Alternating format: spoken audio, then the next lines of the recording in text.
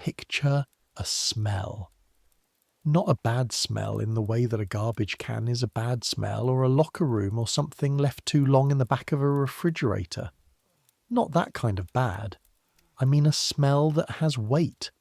A smell that you can feel pressing against your face like a warm, wet hand.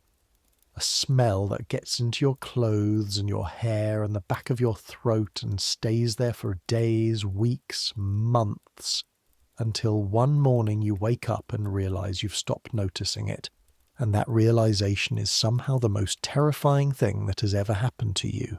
Now fill that smell with blood. Real blood. Not the kind you see in a movie, dark and dramatic and gone in 2 seconds. I mean blood at industrial scale.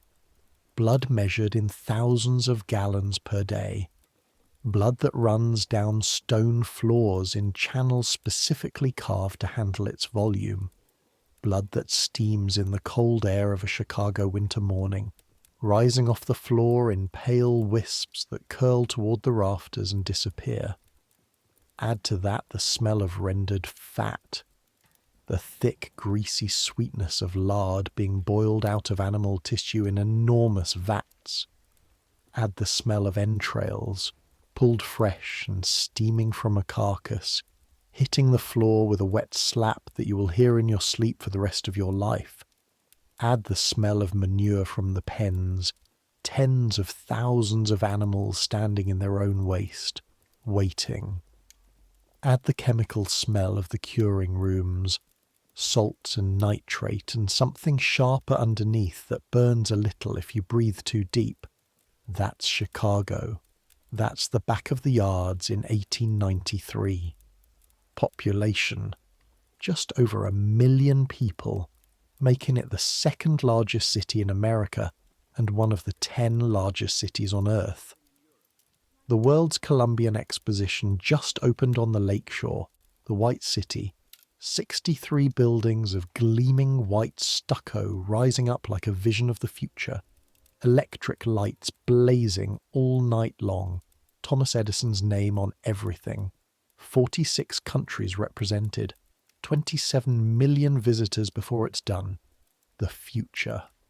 Right there on the lake. And 7 miles southwest, in a neighborhood called Packingtown, in the shadow of the Union Stockyards, a 19-year-old named Joseph Wisniewski stands in a line of men at 4:30 in the morning, in the dark and the cold, waiting to see if anyone will pay him to do a job that will kill him slowly. He's been here 3 months. He doesn't know the English word for what's happening to him yet, but you might. You'd call it exploitation. He just calls it Tuesday.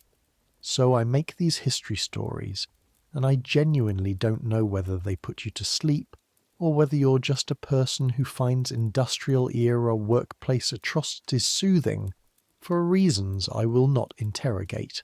Either way, welcome. Get comfortable. Try not to think too hard about what you're eating. Here we go. Your eyes are already open when the sound comes. You didn't sleep well. You never sleep well. The room holds 16 men in 8 beds, 2 to a bed, pressed together for warmth that is both necessary and deeply unpleasant. And at least 3 of your roommates snore, and one of them smells like a problem you don't have a word for in Polish. And the walls of the boarding house on Gross Avenue are thin enough that you can hear every conversation from the room next door, which last night involved 2 Slovak men arguing about something for roughly 4 hours. You understood maybe every 6th word. You don't speak Slovak, but you understood the anger. Everybody here speaks that language fine. The sound that opens your eyes is not an alarm clock. Alarm clocks are a luxury. The sound is Pani Kowalska, the landlady, hitting the bottom of a pot with a wooden spoon at the foot of the stairs, once, twice, 3 times, hard enough that the sound bounces off the walls and crawls inside your skull. 4:30 in the morning. The work starts at 6. That sounds like a lot of time. It's not. You lie still for exactly 3 seconds. because those 3 seconds are yours and nobody can take them from you, and then you move. The floor is cold. Not cool, cold.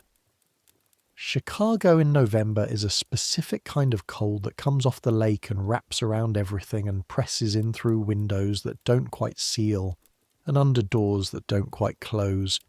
Your bare feet hit the floor and you make a sound, not quite a word, something between a hiss and a grunt, and you reach for your socks.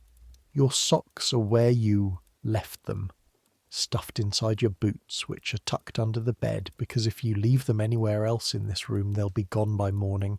Not necessarily stolen, maybe just moved by a man who grabbed the wrong pair in the dark. But gone is gone. You pull the socks on. They're damp from yesterday. They're always damp from yesterday. Around you, other men are moving.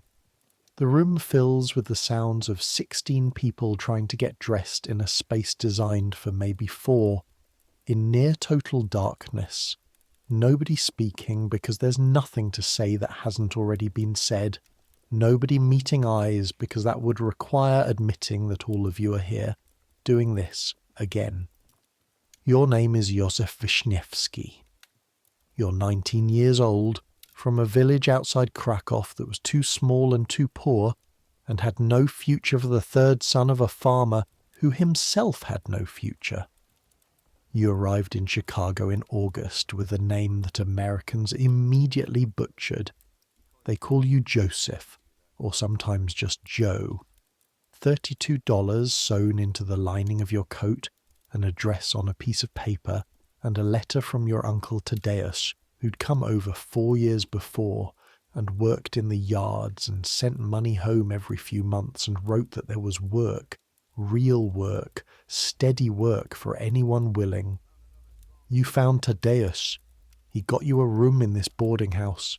He got you in front of the right foreman. He watched you get hired. 3 days later, Tadeusz lost 2 fingers on his right hand to a chain mechanism in the hog killing room, and the company let him go because a man with 3 fingers on one hand is slower than a man with 5, and the company doesn't pay for slow. He's back in the boarding house now, recovering, no wages coming in, trying to figure out what comes next. You don't think about what comes next. You've learned in 3 months that thinking about what comes next is a kind of luxury, like alarm clocks. You pull on your trousers, rough wool, stiff with cold, and your shirt, and the thick canvas work jacket that the man who slept in this bed before you left behind when he moved on to a different job, or different city, or different existence. It's too big in the shoulders. You've stuffed newspaper into the collar to keep the draft out. It works, mostly. Your knife goes last. Every man who works in the plants owns his knife, or he owns nothing. A thick-bladed thing about 8 inches long, kept in a leather sheath on your belt. It needs sharpening again. You can tell by the slight drag when you pulled it through fat yesterday afternoon. But sharpening will have to wait until tonight. You clatter downstairs with the other men. The kitchen of the boarding house is already busy. Pani Kowalska, Mrs. Kowalski to the Americans, though her actual name is Wisniewska, same as yours, which is how your uncle found her in the first place, a distant cousin of a cousin, is already at the stove. She's a woman of about 50, with hands like small hammers, and an expression that suggests she has long ago abandoned the idea that life would be anything other than what it is. She makes the same thing every morning. She has made the same thing every morning for as long as anyone in this boarding house can remember. Black bread. Dense, sour, heavy enough to use as a weapon in a pinch. Cut into thick slices and stacked on a board in the middle of the table. A pot of something grey. She calls it zupa, soup, but it's mostly hot water with a bit of lard and some boiled cabbage and whatever else was cheap at the market yesterday. And coffee, sort of. A brown liquid that tastes approximately like coffee, the way that a photograph of a fire tastes approximately like warmth. You eat fast. Everyone eats fast. 16 men, one table, 30 minutes before they need to be out the door, and the bread goes quickly. You take 2 slices and fold one into your pocket for later. Lunch is 30 minutes at noon. 30 minutes is not enough time to walk anywhere for food, and the company doesn't feed you, and the food vendors outside the gates charge prices that would make a man weep. So, pocket bread. You've learned to keep the pocket on the inside of your jacket close to your body. Keeps the bread from freezing solid before noon. Outside, the city is dark and cold and smelling already of what it always smells of. You walk toward the yards. The Union stockyards cover exactly 1 square mile of Chicago's South Side. They were built in 1865, 28 years ago now, to consolidate what had been a dozen different livestock operations scattered around the city. 9 different railroad lines feed into them. The pens can hold 83,000 cattle, over 1 million hogs at peak capacity. 60,000 people work in the complex, 1 square mile. It's hard to hold in your head. 1 square mile of animals waiting to die, of men working the machinery of their dying, of the commerce that runs on top of all of that blood like an oil slick on water. You walk it every morning. The full approach from Gross Avenue down the dark street, past the other boarding houses that all look like yours. 2 stories, narrow, the wood already going grey from smoke and weather. Past the small Polish grocery where old Mr. Dombrowski opens at 5, even though nobody has enough money to buy anything he sells. Past the Lithuanian church with its onion dome catching the first grey light. Past the corner where the woman with the red shawl sells coffee from a cart, and where men stop and warm their hands on the cups, and sometimes drink the coffee, and sometimes just hold the cups for a moment and then hand them back. You stop there every morning. The coffee costs 3 cents. You have it budgeted. It is the single daily luxury you have allowed yourself since the 2nd week. When you calculated that the warmth and the few minutes of standing still and the feeling of something hot going down your throat were worth 3 cents to your continued ability to function as a human being. The woman with the red shawl is named Margaret. You don't know her last name. She knows your face. She hands you the cup without asking. You drink. To the east, the sky is the colour of a bruise, purple-grey at the horizon, black overhead. The first birds are moving. Starlings mostly, though in this neighbourhood the birds all look the same, dark, hunched, flying low, like they're also clocking in for a shift. Around you, hundreds of men are walking in the same direction. From every direction the streams of men converge on the yards, a slow river of dark coats and breath steam, and the particular silence of people who have nothing cheerful to say at 5 in the morning. You hand back the cup. "Good morning to you, Joe," Margaret says. She's one of the few people who gets the name right or close enough. "Good morning," you say. Your English is still scaffolding. The bones are there, some of the walls, but it drafts badly in the joints. You practice it every day. You need it. The foremen are Irish mostly. The bosses above them are American, whatever that means. Nobody who matters speaks Polish. You turn your collar up and keep walking.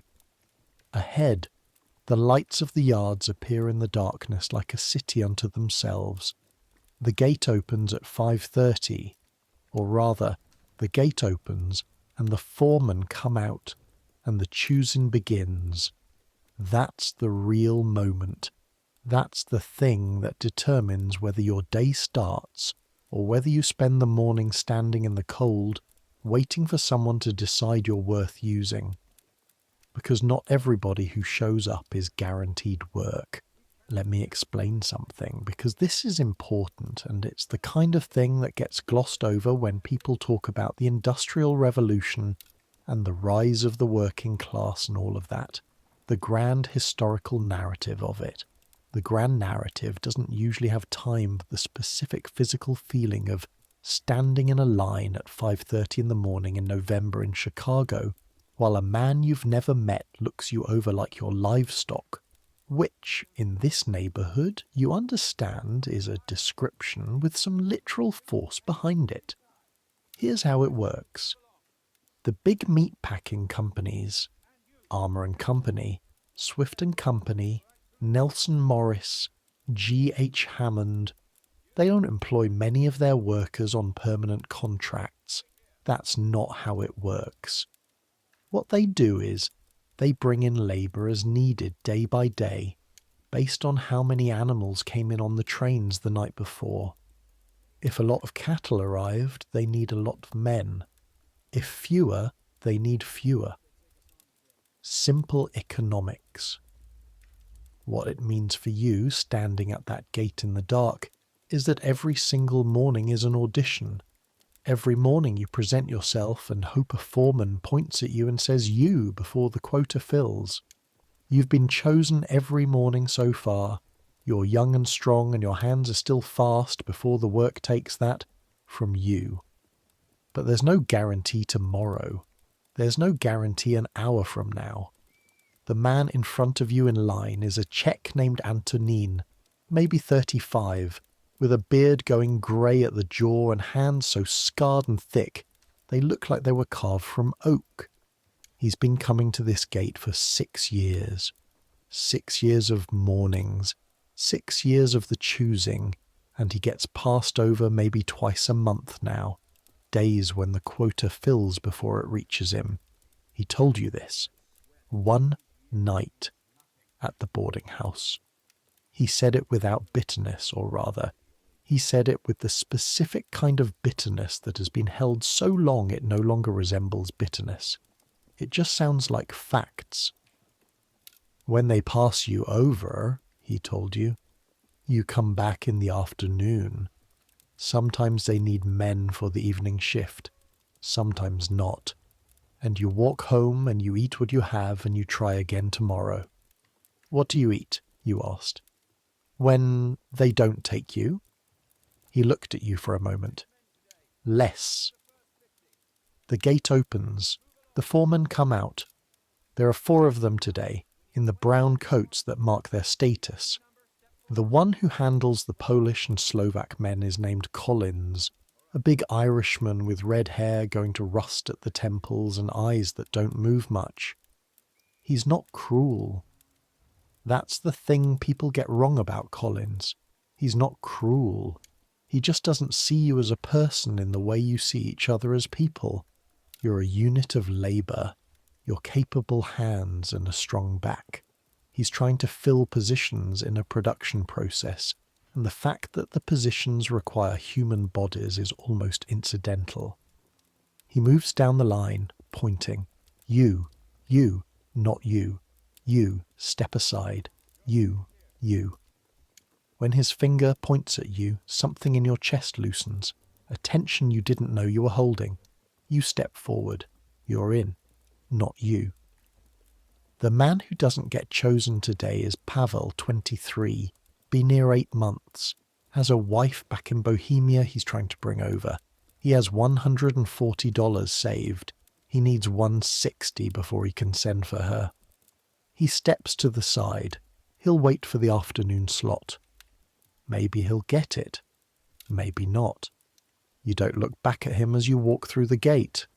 You've learned not to look back. The smell hits you every morning.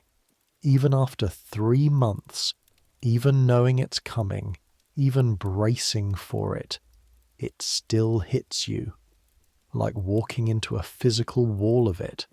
A wall made of blood and fat and offal and the particular intimate smell of 10,000 large warm-blooded creatures frightened in a way that animals know to be frightened when they know in whatever way animals know things, what's coming. The smell of the stockyards is famous, genuinely famous. People write about it from as far away as New York and London. Visitors to the city can smell the yards from miles out on the right wind. There are stories of men who stepped off the train at Union Station and immediately turned around and got back on because the smell told them everything they needed to know about what they'd found. Carl Sandburg will write a poem about this city someday. It hasn't been written yet, but it will be 20-odd years from now, and he'll call Chicago Hog Butcher for the World. Just that. Hog Butcher for the World. 5 words. And every person who has ever stood at this gate in the dark and breathed in this morning's particular air will know exactly what he means. You cross the yard toward the main building. The hog-killing floor. Your floor. Let me tell you about the architecture of killing, because it's the kind of thing that deserves a moment, a step back, some historical context. The Union stockyards are laid out with a precision that is, in its own way, almost beautiful. The pens, hundreds of them, brick and timber structures arranged on a grid, cover dozens of acres. A system of elevated walkways called the Exchange Building sits at the centre, where the buyers and sellers do their commerce, men in good coats with ledger books and telegraphs, calculating prices for cattle they'll never touch. Below the commerce, the animals move through chutes and channels, designed by men who spent years thinking about how to move large, frightened animals from one place to another with minimum fuss and maximum efficiency. The animals don't know where the chutes lead. Or maybe they do. You've seen cattle resist the chutes, balk, have to be driven in. You've seen hogs try to turn back against the flow. They don't make it. The killing floor, your floor, the hog floor, is on the 3rd story of the main building. This is deliberate. You bring the animals up, you do the work, and then gravity handles a great deal of the rest. The carcasses move downward, through the floors below, through the various stages of cutting and processing and packing and curing, and by the time any piece of an animal reaches the ground floor, it's no longer recognizable as having been an animal. Efficiency. You push through the door into the noise. The noise. If the smell is the thing that breaks visitors, the noise is the thing that breaks workers. You don't get used to it. Not really. You get used to not being able to hear properly, which is different. You start to feel the noise more than hear it, as a pressure against your eardrums, as a vibration in your sternum, as a kind of constant physical interference with thought. The hog-killing floor is running when you enter. It runs continuously during work hours. The squealing alone would be enough to describe it, except the squealing is underlaid by the crash and clank of the machinery, the shouts of men, the heavy wet impacts of work being done. The room is enormous, 40 feet high, maybe 100 feet across, and it takes all of that space because the process requires it. Hogs come in at one end, alive and frightened, driven up a ramp from the pens below by men with sticks, a process called the dead house run, which is the last thing they'll ever do. They emerge onto the floor at the far end, and then they move. The whole operation is organized around constant movement, because movement is money, because stopping the movement costs more than almost anything else. A man called a shackler catches a hind leg of each hog as it comes up, snaps an iron shackle around it, and hooks the shackle to a chain on the overhead rail. The chain pulls taut, and the hog goes up. 300, 400 pounds of terrified animal, suddenly suspended upside down, kicking, spinning, screaming in a register that you felt in your back teeth when you first heard it, and that you feel there still 3 months later. Then the hog comes to the sticker. This is your job. You are the sticker. The job has a name because it's a position, a defined role in the process, with a specific set of motions that have been honed over decades to take the minimum possible time. Hogs come down the line at a rate that, at peak operation, means one arrives at your station every 15 to 20 seconds, some days faster. Your knife goes into the hog's throat, one stroke, angled precisely, catching the jugular and carotid both. If you do it right, the animal bleeds out in under a minute. If you do it wrong, you slow the line. You have learned to do it right. You step into your position. The rail is already moving. The first hog of the morning comes to you. Your hand remembers what your mind no longer needs to tell it. One stroke, and the day begins. The first hour is the worst. Your hands are cold from the walk in. The knife doesn't sit quite right until you've warmed up. The first dozen strokes are slightly off, not wrong enough to matter, not slow enough to draw Collins's eye, but off enough that you know the difference, that you can feel the fraction of a second of hesitation in the blade. Your hands. It's strange, the relationship you develop with your hands when your hands are the thing your entire livelihood depends on. You notice them in ways you never did before. You know their condition the way a farmer knows the condition of his fields. Right now, November, they're cracked at the knuckles from the combination of constant immersion in water and blood, and then exposure to the cold. The cracks have healed over in a kind of rough scar tissue that splits open again every few days when the cold gets bad enough. They don't bleed much anymore when they split. Your body has adapted or given up. Sometimes it's hard to tell. Your right hand, your knife hand, has a callus on the inside of the thumb where the knife handle sits. It's built up over 3 months into something like leather, a piece of you that has become something other than skin. The man working the station behind you is named Stanisław Krupa, and he is the most important person in your life right now, though you're still arriving at the full understanding of this fact. Stanisław is 44 years old. He'd been working the hog floor since 1881, 12 years. He came over from a village in Galicia with his older brother and found work at Armour's within 2 weeks of arriving, and he has been here ever since. His brother went west to the mines. He stayed.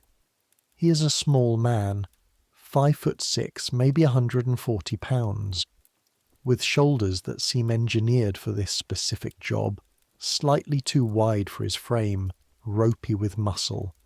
His face is the face of a man who has spent 12 years in a room that smells like blood and sounds like the inside of a nightmare.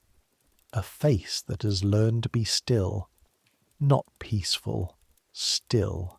He has all his fingers. This is noted. Every man on this floor notes who has all their fingers, because it tells you something about the man, about his attention, his skill, his luck. Stanisław has all 10. He's never lost a day to injury. He is also, quietly, the person who kept you employed for the first 3 weeks, by covering for your slowness in ways that Collins didn't notice, by adjusting his own pace to compensate for yours, by shielding you, essentially, from the consequences of being 19 and new and not yet knowing what you were doing. You figured this out on the 3rd week. He never mentioned it. When you tried to thank him, he looked at you with the specific expression of a man who does not accept thanks for things that he considers simply correct behaviour and said, "Fast enough. You keep the knife moving. That's all. So you learned fast enough. By 7 in the morning you found your rhythm. This is the thing about the work that you couldn't have understood from the outside. There is a rhythm to it, and when you find the rhythm, the individual moments blur into something that is almost not unbearable. Your body moves through its sequence. The shackled hog arrives. Your weight shifts to the left. Your right hand comes up and across and down in one motion, the knife doing the thing it was designed to do, the blood coming in the way that blood comes, the body carrying on past you on the rail. Your right hand drops. You're already turning to the next one. 15 seconds. The ritual repeats. Your body knows it. Your hands know it. Your feet know the specific worn, smooth patch of floor where you stand, the patch that tells you without looking that you're in position. What your mind does during this time is its own business. Some men pray. Some men think about their families, their villages, the people they left behind. Some men, Stanisław told you, gradually think about nothing at all. Their minds go somewhere quiet and empty and distant, and the hands keep working, and the day passes, and they come back to themselves at the whistle, like a man waking from a dreamless sleep. You haven't reached that state yet. You're not sure whether to want it or fear it. What you think about mostly is the math, not profit math. You're not calculating anyone's profit margins. You're calculating survival math. Your wage is 15 cents an hour. 10 hours a day, 6 days a week, that's $9 a week. When the line runs full and you're kept on for a full week, which doesn't always happen, room and board at Pani Kowalska's is $3.50 a week, which includes the bread and the grey soup and a bed to share with one other man. Food beyond that, the coffee from Margaret, the occasional sausage from the vendor outside the gate, maybe another $1 a week if you're careful. That leaves $4.50 if you're lucky.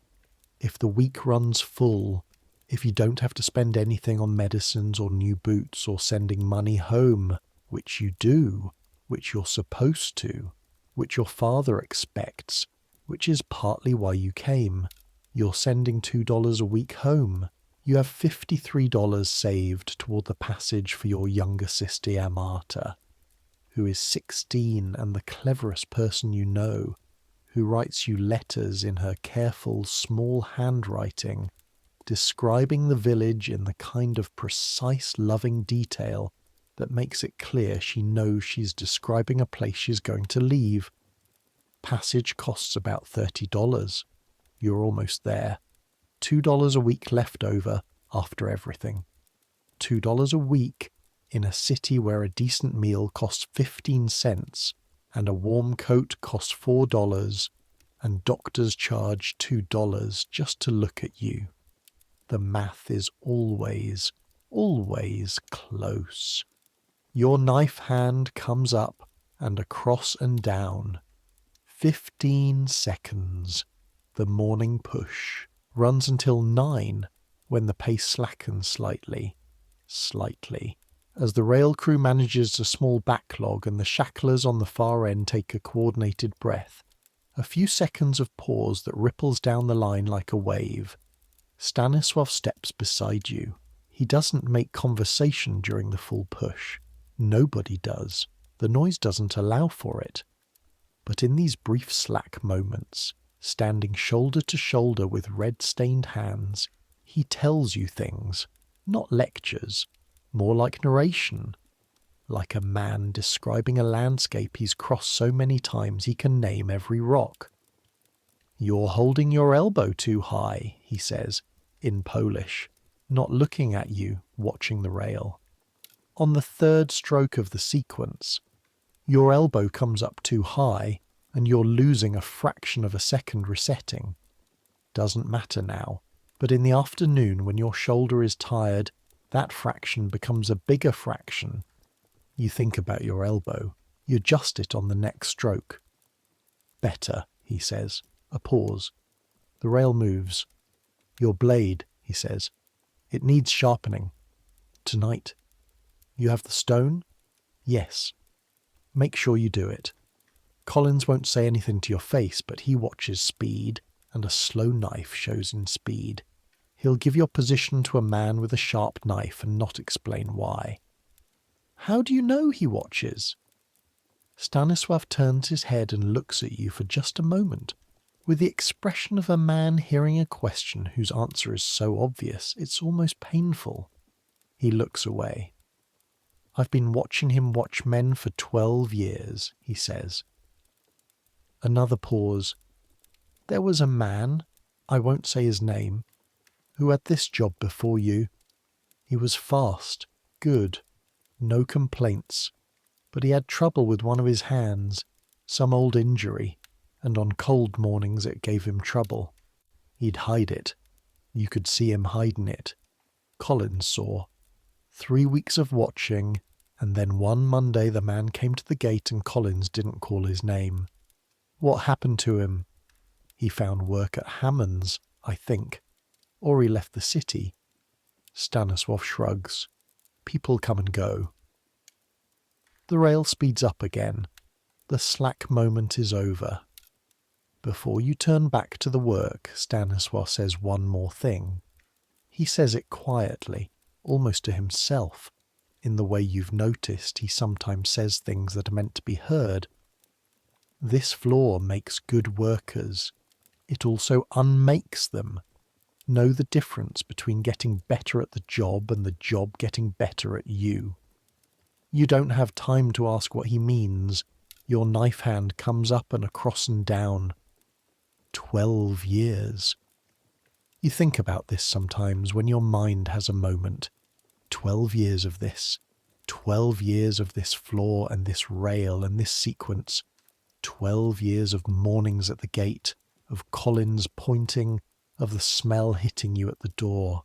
Stanisław has a room, not a shared bed, a whole room, in a building on Carpenter Street. He saved enough for that. He has a good knife, an excellent knife, with a handle he shaped himself from a piece of hardwood he found somewhere. He has boots that fit. He has, by the standards of Packingtown, a life that works. He's also 44 years old, and when the weather turns cold, his right shoulder locks up in a way that he manages by working through the stiffness for the first hour every morning, which you've noticed but not mentioned because you know he hasn't mentioned it to Collins, and you know why. 12 years gets you a room and a good knife and a shoulder that locks up in November. There are men who've been here 20 years. They don't move as fast. You've started to understand why Stanisław doesn't say their names. Around 9:30, there's a moment, maybe 30 seconds, maybe a minute, where the rhythm of the line produces a small natural pause, a slight gap between one batch of animals and the next. You use this time to breathe. Actual breathing, the kind where you think about it, where you take air in deliberately and let it out slowly. The air tastes like blood and steam, but it's air. You look at the room, really look at it, the way you sometimes do in these moments, the way your eyes remind themselves of what your hands have been doing all morning. The floor is brick, dark red brick, and it slopes towards central drains that are currently carrying. You don't calculate this consciously. You just know it the way you know everything about this floor. A few 100 gallons of blood per hour into the city's drainage system. The walls are the same brick, streaked dark. The ceiling is lost in the steam that comes off the work in the cold air, so that the room seems to have no ceiling at all, just a rising grey haze. Along the overhead rail, the carcasses move. Dozens of them visible at once, swaying slightly, glistening, going through their stages. At your end, the fresh work. At the far end, the room transitions and the carcasses go down to the next floor for scalding and scraping and cutting. That floor is below you. Below that, more cutting. Below that, the curing and packing rooms. Below that, the cold rooms. An entire vertical factory built on the logic of gravity and efficiency. In 1865, when the yards opened, Chicago was processing maybe 500,000 animals a year. By now, in 1893, it's closer to 9 million. 9 million cattle, hogs, and sheep processed through this system in a year. Let me give you a number to hold on to. In peak season, this one building, the Armour and Company plant, kills and processes about 6,000 hogs in a 10-hour workday. 6,000 in 10 hours. That's 10 hogs a minute. When Henry Ford set up his assembly line in 1913, 20 years from now, journalists will ask him where the idea came from. He'll say he got it from watching the disassembly lines in the Chicago meatpacking plants, the moving line, the division of labor, the way each man does one thing and one thing only, 100 times an hour, 1,000 times a day. The assembly line, one of the defining inventions of the modern world, was not invented in Detroit. It was invented here, in blood and steam and the sound of 10 hogs a minute. You're standing on the factory floor that built the 20th century. You're making 15 cents an hour. Here is another number. 14,000 miles of intestine, processed in a year at one plant alone. The intestine is cleaned and dried and used for sausage casing. Nothing is wasted. This is the thing that the companies are most proud of. The thing that the company tours. Yes, there are company tours, paid admission. Visitors come in groups to watch the killing. The thing that the tour guides always say, we use everything but the squeal. They mean it literally. Blood, used for fertilizer, for blood pudding, sold to manufacturers. Bones, ground down for fertilizer, for glue, for bone black used in sugar refining. Fat, rendered into lard for cooking, into grease for industrial lubricants, into glycerin for explosives. Bristles, cleaned and packaged for brushes. Hooves and horns, boiled for gelatin, for glue, for combs. The hide, of course, leather. And then what actually gets sold as food, packaged in tins and barrels and shipped to grocery stores across the country, across the world. Beef and pork and lard and sausage, sold under brand names that sound clean and wholesome and American. Armour Star, Swift Premium, the labels showing pastoral landscapes and happy livestock. The distance between the pastoral landscape on the label and the floor you're standing on is roughly 3 blocks. The brush is touching the rail again. The pause is over. Your knife hand comes up. Collins doesn't stay still. This is the thing about Collins that you understand now in your body, in the specific tension that enters your shoulders when you hear his boots on the floor behind you. He moves constantly.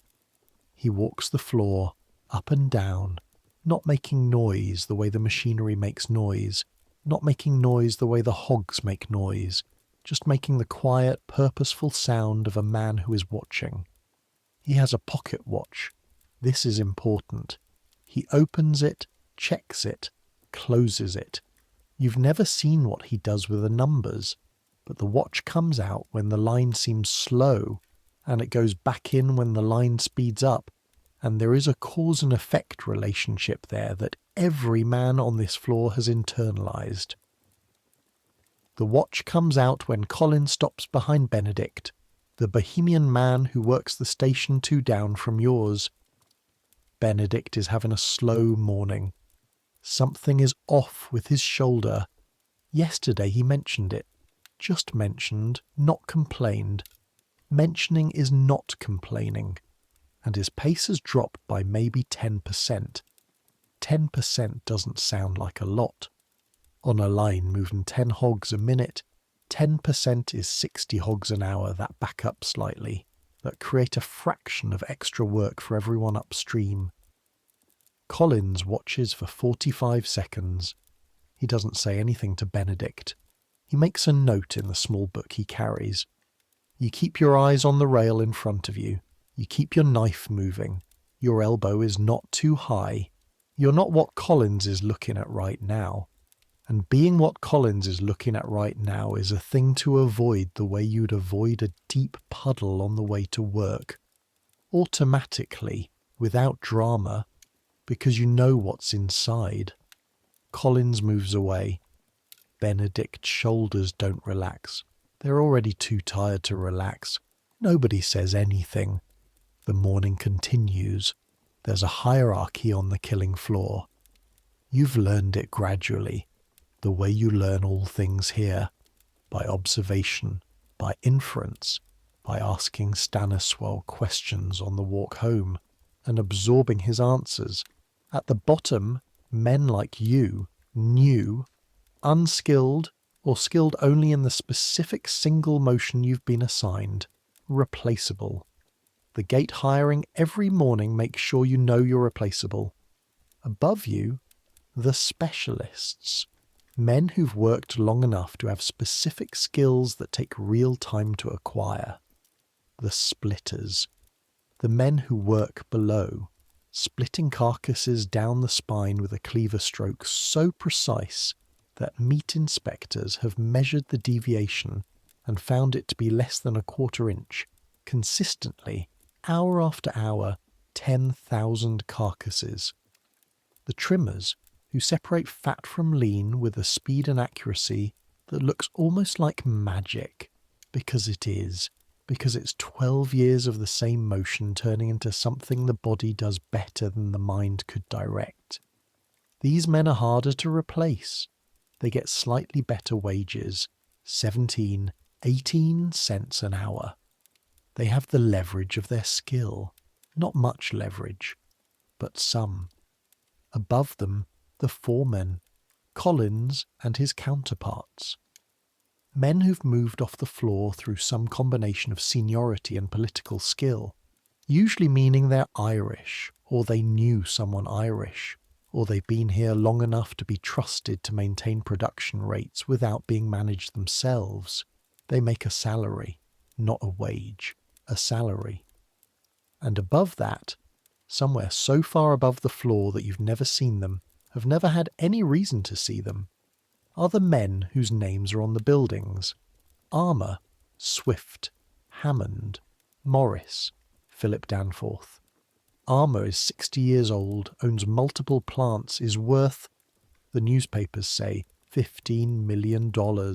15 million. You make 15 cents an hour.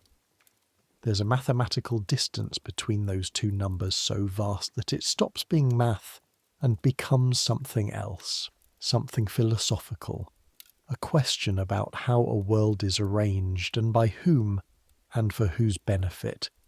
You think about this sometimes, then you stop thinking about it, because thinking about it doesn't make your knife move faster, doesn't get your sister's passage paid for, doesn't put bread in your pocket for noon. You keep the knife moving. At 10:30, Collins appears at your shoulder, not watching this time, directing. Wisniewski. He gets close enough to the name.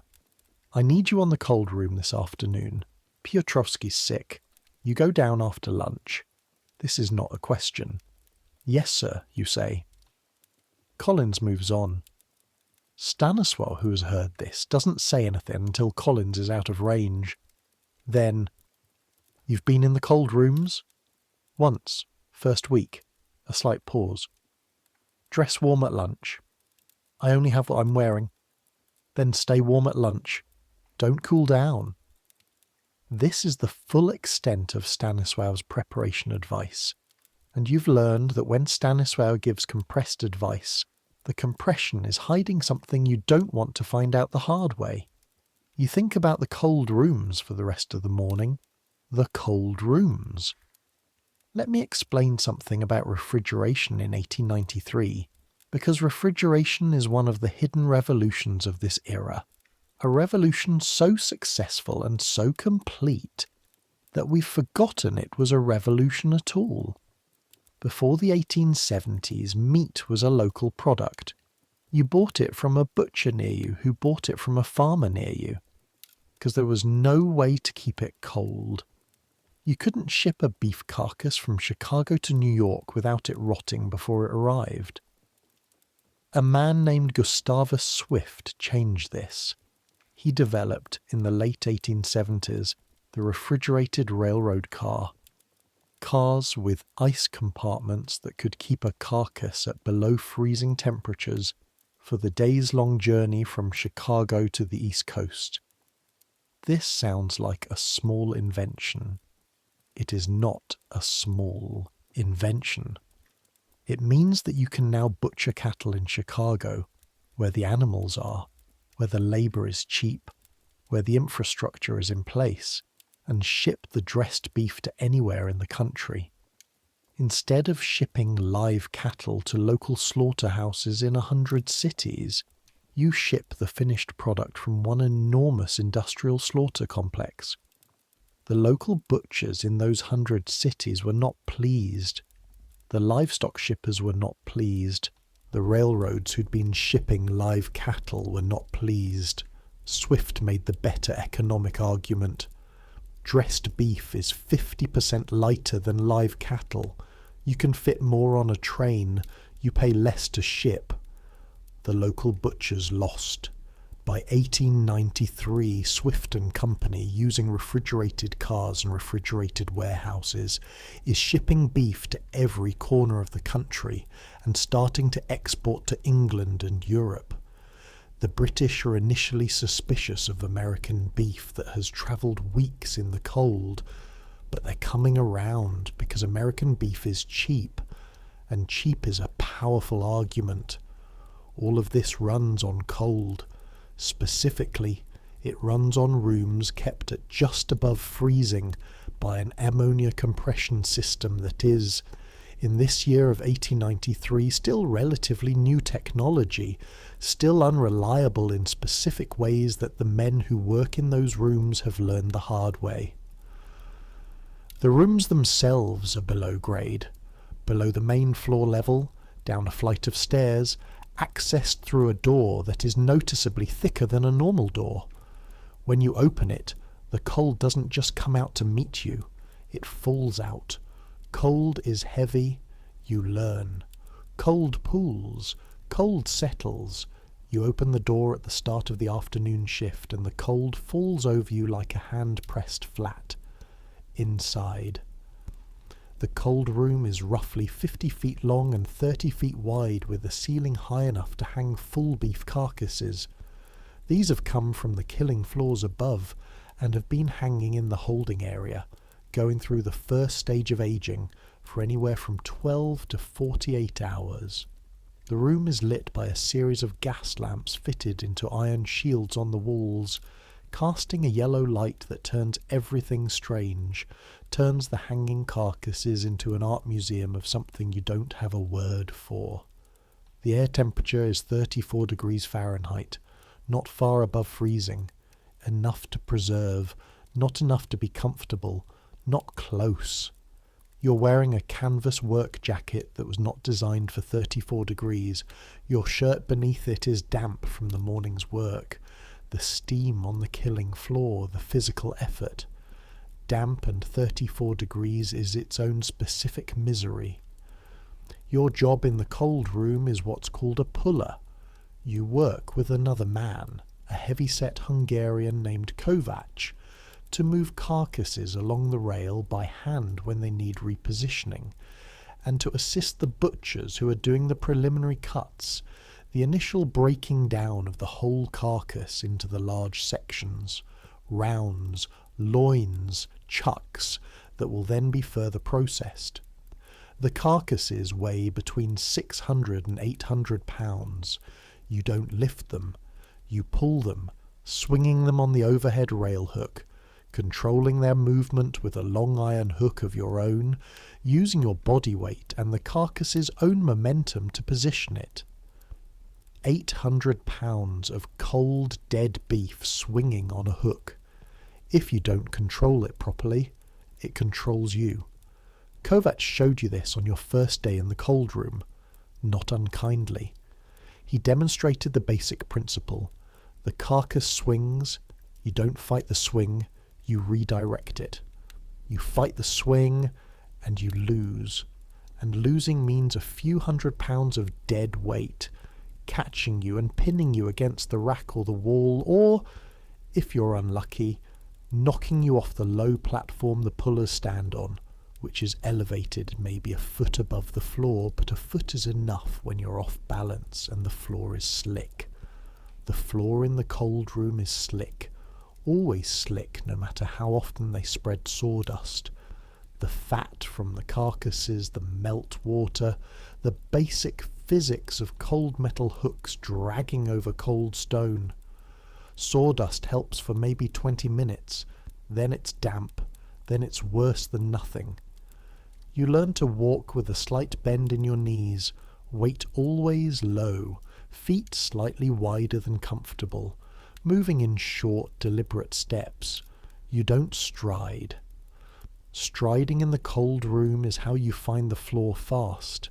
Within 20 minutes of arriving, your fingers have gone from cold to numb. Not the numb of cold air on skin, numb of cold metal in your hands. The hook, the iron hook, doesn't warm to your grip the way a wooden handle would. It stays at ambient temperature. Your hands wrap around something at 32 degrees and stay there. Your job requires your hands to be capable of fine control, of feeling what the carcass is doing, sensing the momentum, adjusting. You can't feel your hands. You do the job anyway, because that's the alternative. The alternative is Collins's notebook. By 2 p.m, you've been in the cold room for 3 hours. The adjustment that your body has made is troubling. You've stopped feeling cold. Not because you're warm, because the cold has become the baseline. The 34 degrees has stopped registering as something different from normal and has simply become normal. And this is not a good development, because it means your body has stopped fighting to maintain its own temperature in any conscious way. And cold plus wet plus physical labour, plus not quite enough food this morning is a combination that doctors in this neighbourhood see results of regularly, and that they have various names for, none of them encouraging. Kovacs watches you from the side of his eyes, not saying anything, just watching. You know he's watching because you watch men the same way now. Because you've learned from Stanisław, from 3 months of observation, that watching is what keeps you from being the man other people are watching. Break, Kovacs says, when the rail naturally pauses for a repositioning. He says it in Hungarian first, and then, looking at your face, in English. Break. Come. He leads you out of the cold room, up the stairs, into the corridor between floors that is merely cold rather than refrigerated cold. The difference enormous, like the difference between standing outside in winter and standing outside in winter in wet clothing, which is actually exactly what this is. You stand in the corridor with your back against the brick wall and you breathe. Kovacs produces from somewhere inside his jacket a small flask of something. Drink. You drink. It's palinka, Hungarian fruit brandy, and it burns down your throat and lands in your emptyish stomach like a small fire. Not too much, he says, just enough. Just enough to remind your body that it's a body, that it has preferences, that it would prefer to be warm, that it has skin and nerves and the capacity to object. Your uncle was here, Kovacs says, meaning on this floor in these rooms. Before. Yes. His hands? 3 fingers still, he's... Working? Not yet. Soon, maybe, a different kind of work. Kovac nods. He looks at the wall for a moment. He has the face of a man who has conducted this exact conversation, with slight variations many times. The hooks are the danger here, he says. Not the cold, not the floor, the hooks. You're moving a carcass, it swings wrong. The hook is still in it, you're in the way. He demonstrates the geometry with his hands, the arc of the swing, the position of the hook where the body would be. Your uncle, was he on the chain mechanism? Yes. The chain mechanism is fast, chains don't care. He takes back the flask. Hooks are slower. You can manage hooks. You just have to always know where your hands are in relation to the hook. Never in the path. Never. He looks at you to see if you're listening. You're listening. Good, he says. Go back in. 10 minutes. You go back in. The afternoon push is different from the morning. Your morning is your best time. Fresh enough to be sharp, cold enough to keep the energy moving. By afternoon, the mathematics of the body start to shift. Your hands are less reliable. Your responses are a fraction slow. The small decisions you make constantly, where to plant your foot, which angle to take with the hook, how much momentum to allow before redirecting, those decisions get made correctly but slightly later. On a killing floor, slightly later is where the accident lives. At approximately 3:15 in the afternoon, you know the time because Collins had just checked his watch and replaced it, which he does on the quarter hour. Something happens to a man named Paweł Jędrzejak, who works one floor up on the cattle side. You don't see it happen, you hear it. There is a sound, distinct from the machinery, distinct from the normal impacts and clanks of the work, distinct enough that several men on your floor stop moving simultaneously in that instinctive recognition of a sound that doesn't belong, a shout, then more shouting, then the specific change in the machinery noise that means the line has stopped. The line stopping is serious. The line stops for inspectors and supervisors and emergencies. The line stopping costs money. You exchange a look with Kovac. He shakes his head very slightly. You keep working. The shouting continues for a while and then it doesn't. The line upstairs restarts. At 4 o'clock, when there's a brief handover moment in your room, you find out what happened from one of the cattle floor men who comes through. Paweł Jędrzejak had been working a splitting station, a cleaver station, downstairs from the main cattle kill, where the carcasses get split down the spine. A chain mechanism malfunction sent a carcass swinging in an unexpected direction, and Paweł couldn't get his leg out of the way in time, and the carcass hit him, and the impact knocked him down, and when he went down, his hand was under something it shouldn't have been under. Not the chain, not a cleaver, the fall. The concrete floor and the corner of the metal track base, and his hand in the wrong place. 2 fingers on his left hand. He was 30 years old and had been here 4 years. He was from Poznan. He had a wife here, in Packingtown, and a son who was 2 years old.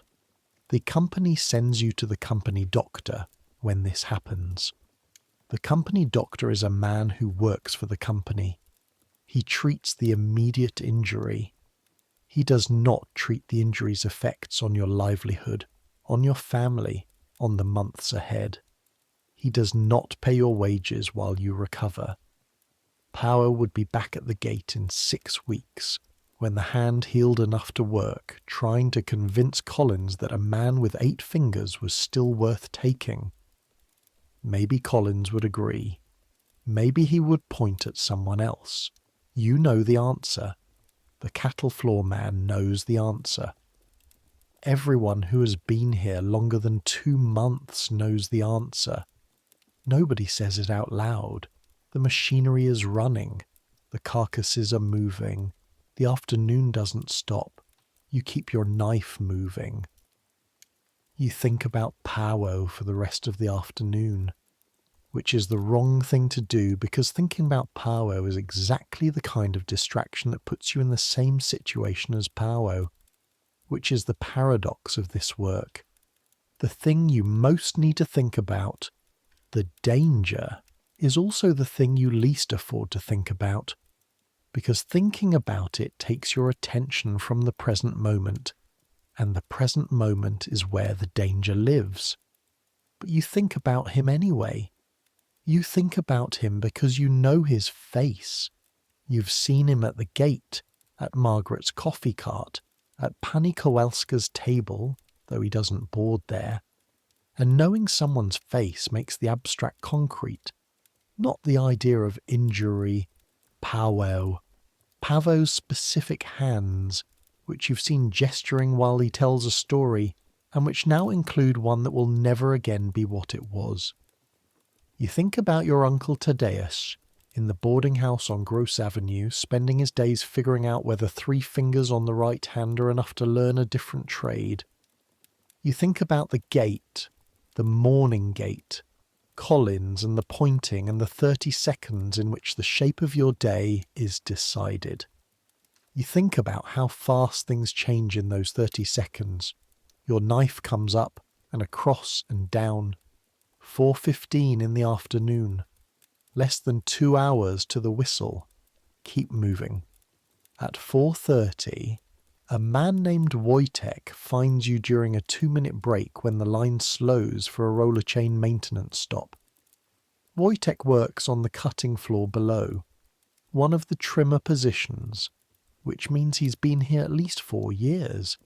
He's 27, compact and careful in the way that men who've survived here a few years become careful, and he has the specific kind of eyes that are always slightly wider open than a relaxed face would require, eyes that are watching everything without appearing to watch anything.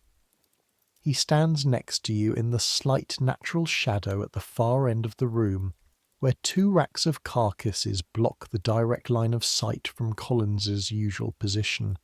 He doesn't look at you, he looks at the chain mechanism. "You heard about powwow," he says, low, conversational, not a question. "Yes. 4th man this month from our building alone." You don't respond. You wait. "There's a meeting," Wojtek says. "Thursday, 8 o'clock, at Baranski's Hall on Loomis. Do you know it?" "I know where Loomis is. The Amalgamated Meat Cutters. They're trying to organise again. After the failure 3 years ago, they're coming back." You know a little about this. The 1886 and 1887 strikes. Your uncle mentioned them, not with pride, with the specific resignation of someone describing a battle lost. The companies broke the strikes, men were fired, organisers were blacklisted. Their names went on lists that went to every plant in the city, and a man on a list couldn't get work anywhere in Packingtown, couldn't get work in the related industries, was essentially locked out of the only economy available to him. Collins watches, you say. It's not objection, it's information. Collins watches, Wojtek agrees, but Collins isn't the only one watching. He finally looks at you, brief, direct. "Thursday, 8 o'clock. Think about it." He moves away without waiting for an answer, back to his position, the conversation complete, the machinery running again, the 2 of you already back in the noise. You think about it for the rest of the afternoon. Thursday, a meeting room where men talk about organising, the specific courage or desperation that requires. The things that have happened to men who've done this before, the lists, the gate, and Collins, and the watch, and what happens when Collins's finger points at someone else. You also think about 4 men in 1 month, from 1 building, You also think about Parwo's 2 fingers. You think about these things. You don't decide anything yet. At 5:30, the whistle blows. It's a steam whistle on the roof of the main building, and it's loud enough to be heard 6 blocks away. Loud enough that the neighbourhood knows the shift is ending. Loud enough that children out playing on the streets of back of the yards look up when they hear it, the way people look at a church bell. Actually, it's exactly like a church bell. It marks the hour of an institution that organises life around it. The institution is just different from a church in specifics. The machinery slows and stops. The line that has been moving for 10 hours comes to rest. The carcasses hang still. The room, the killing floor, the cold room, all of it, settles into a quiet that feels, after 10 hours, genuinely unnerving. Your ears have forgotten what quiet is. The quiet rings. You set your knife back in its sheath. Your hands are doing this automatically. The knife goes left hand to sheath on right hip. The snap closes. Before your mind has finished forming the thought. Your hands know the whistle. You join the stream of men moving toward the exit. The smell of the outside hits you strangely. Cold, coal smoke, horse, the specific scent of the streets in November. It smells clean, or at least it smells like something other than what you've been inside all day, and after 10 hours, different is the same as clean. The sky's black. The sun set an hour ago. November in Chicago, the days are short and the nights are long, and the distance between the workday's start and end contains the entirety of the light. You've been inside since before dawn.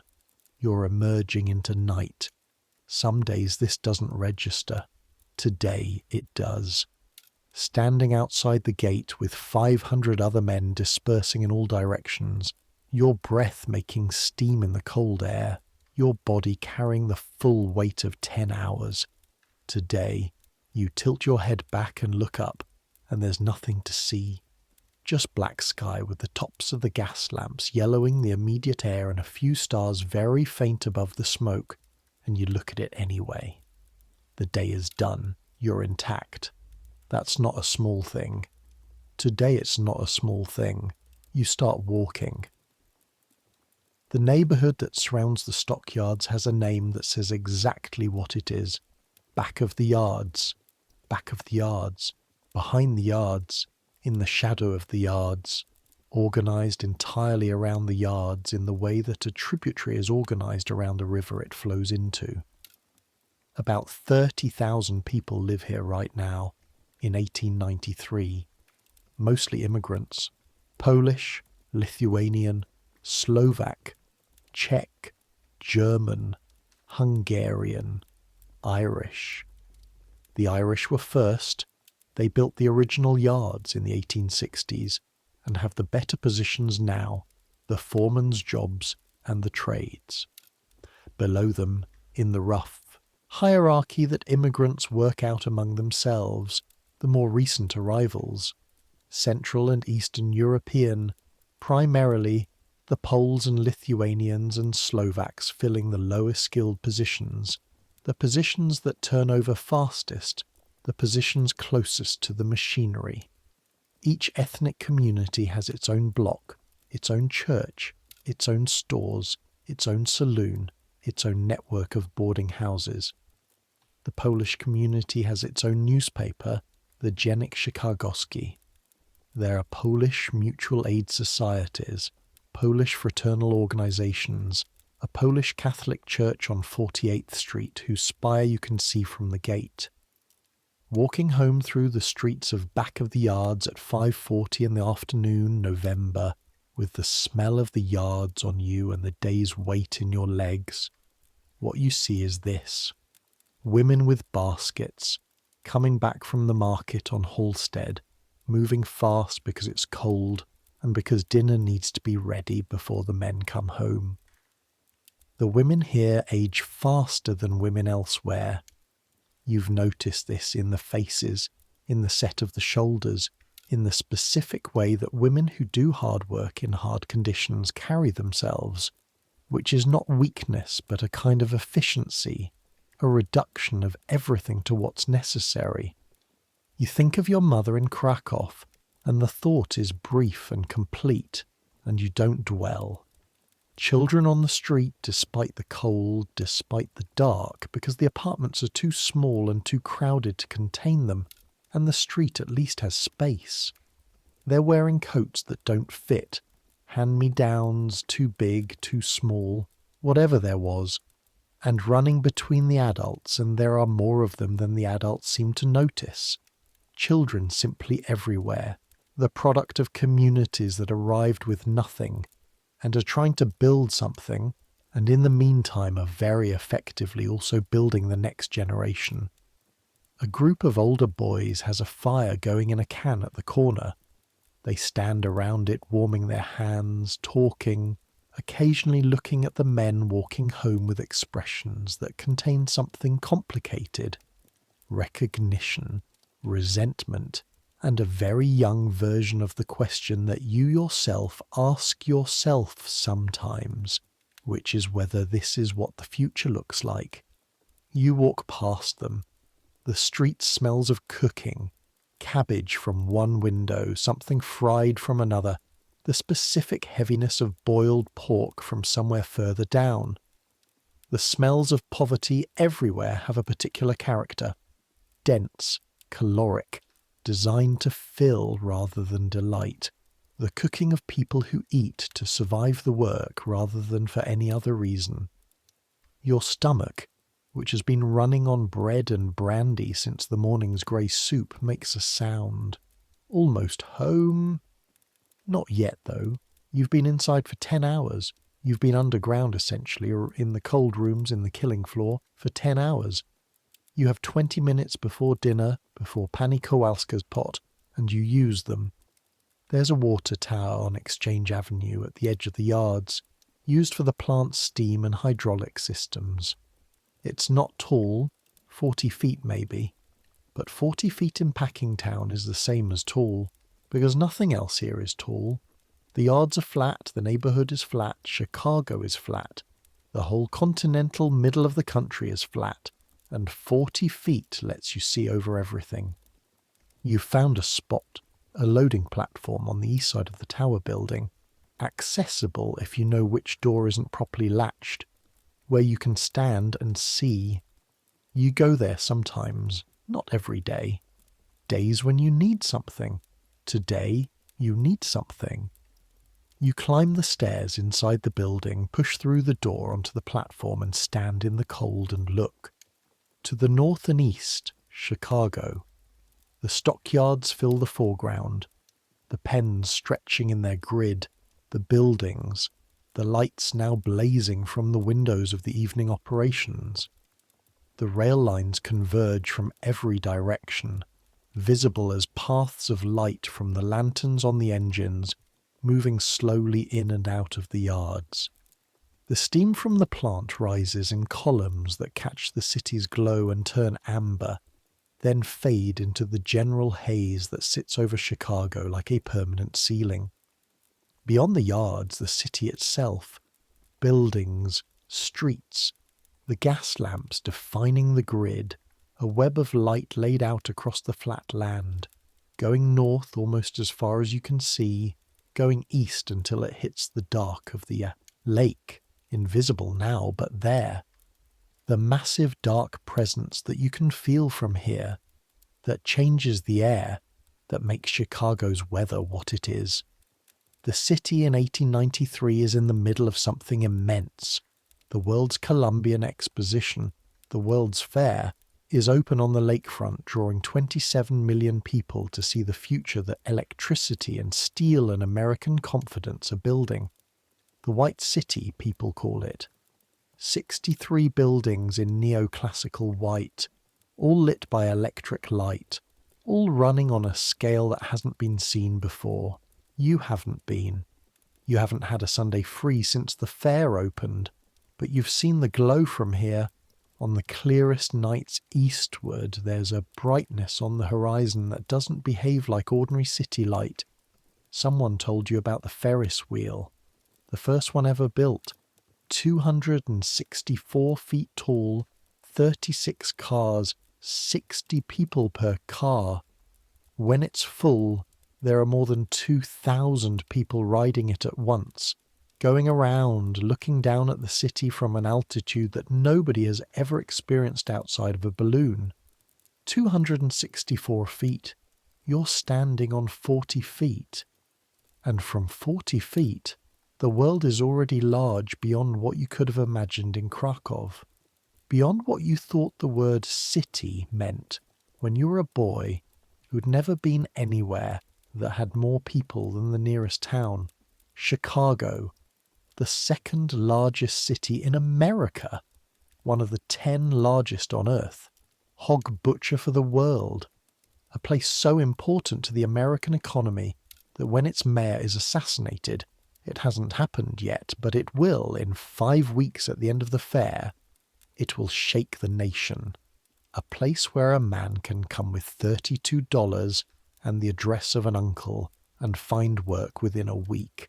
And that work will be killing pigs for 15 cents an hour. And that is neither a small thing nor a sufficient thing, and is right now at 5:50 in the evening in November 1893 what you have. You stand on the platform and breathe the cold air, which smells of blood and coal smoke and the lake somewhere to the east. The city is enormous. You're very small, but you're here. You're looking at it. Not many boys from your village have stood where you're standing. Marta will someday, if the math works, if the knife stays sharp, if Collins's finger keeps finding you in the morning, you'll make sure the math works. You turn and go back down. Dinner at Pani Kowalska's is never a quiet event. 16 men. One table extended by a second table borrowed from the front room, pressed together at different heights with a plank across the gap. Benches rather than chairs, because chairs take up space, and space is the only genuine luxury in this building. Tonight it's beet soup, barstch, proper barstch, the deep garnet red of it catching the lamplight, with chunks of potato and a piece of sausage per man that's maybe 3 inches long, and that, you know, from watching Pani Kowalska buy it, came from the factory offcuts, the scraps of the scraps, the parts of the hog that didn't make it into any labelled product. It doesn't matter. It tastes like dinner. It tastes like warmth. Around the table, you're 16 men. Poles mostly, with 2 Lithuanians at the far end who mostly speak to each other, and a Czech named Miroslav who's been here 9 years and speaks English better than anyone and serves as a kind of informal translator for the men who are newest. You eat. Conversation flows around you in a combination of Polish and gestures, and occasionally a word of English when the Polish word won't come or when the thing being described doesn't have a Polish word yet. The conversations you've been having for 3 months are the same conversations. The work, the gate, the wages, the people back home, the people here. Who's saving enough for what? Who got passed over this week and why?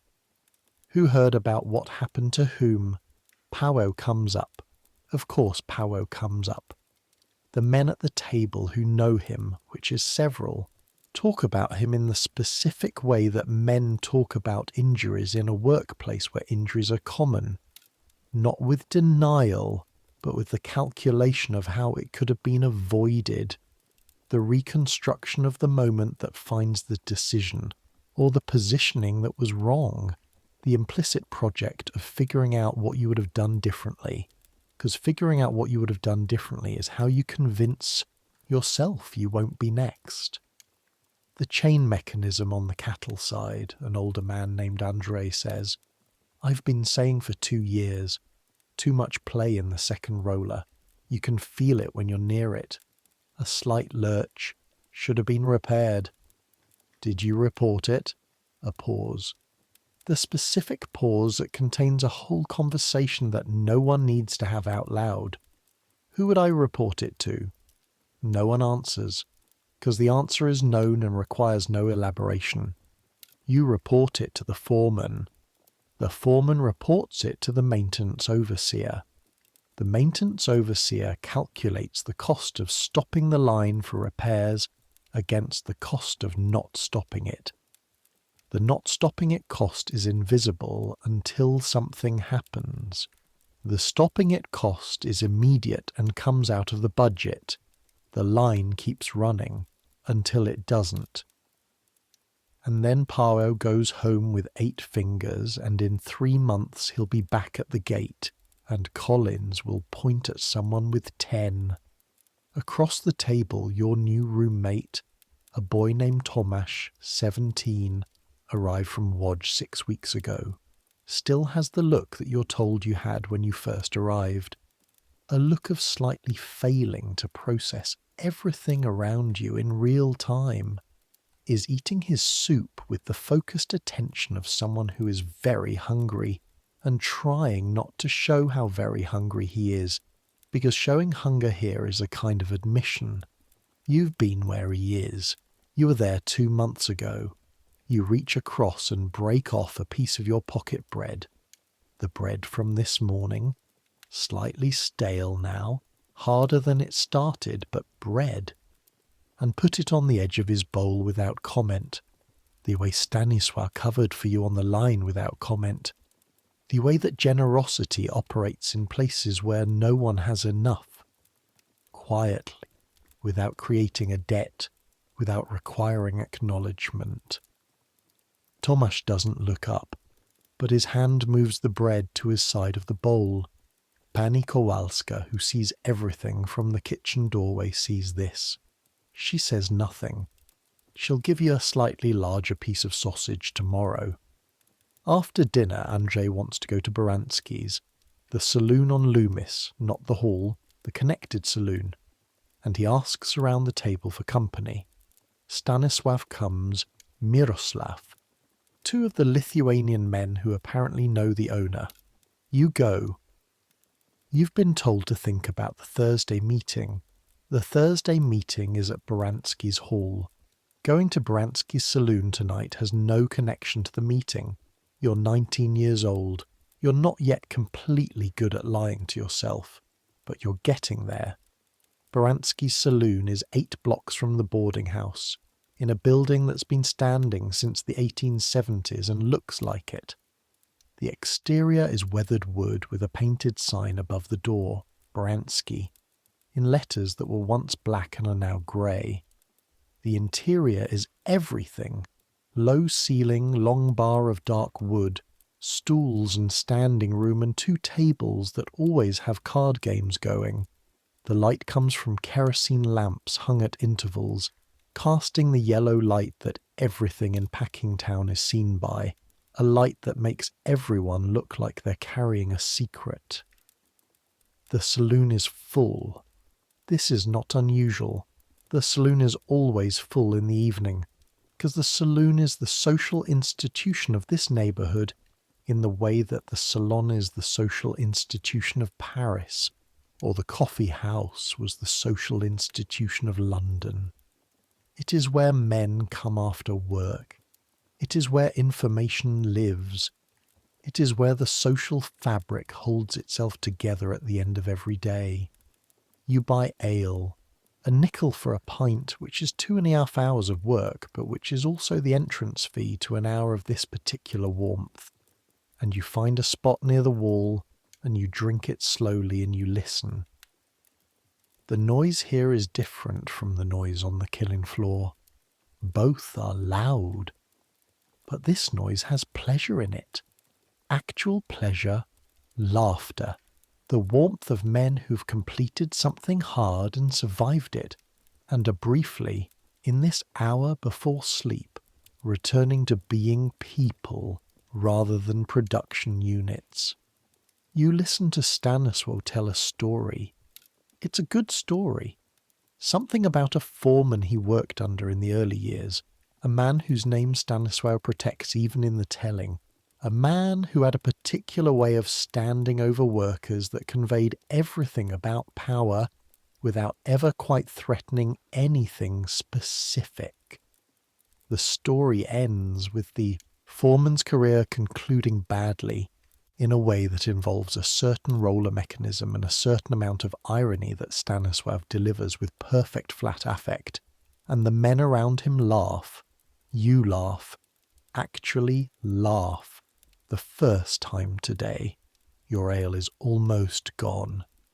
Near the back, through a door that connects to the hall, you can see light and the movement of people. A meeting is already going on. Not the Thursday one. Something else. One of the mutual aid societies, probably. The Polish Beneficial Society, perhaps. Men paying a few cents a week into a fund that will pay them if they're too sick to work. That will help with funerals. Insurance that the company doesn't provide. Insurance that men create for each other in spaces like this because nothing else will. The door between the saloon and the hall opens and closes as men move between them, and each time it opens you catch a fragment of the other room. Voices in Polish and Lithuanian.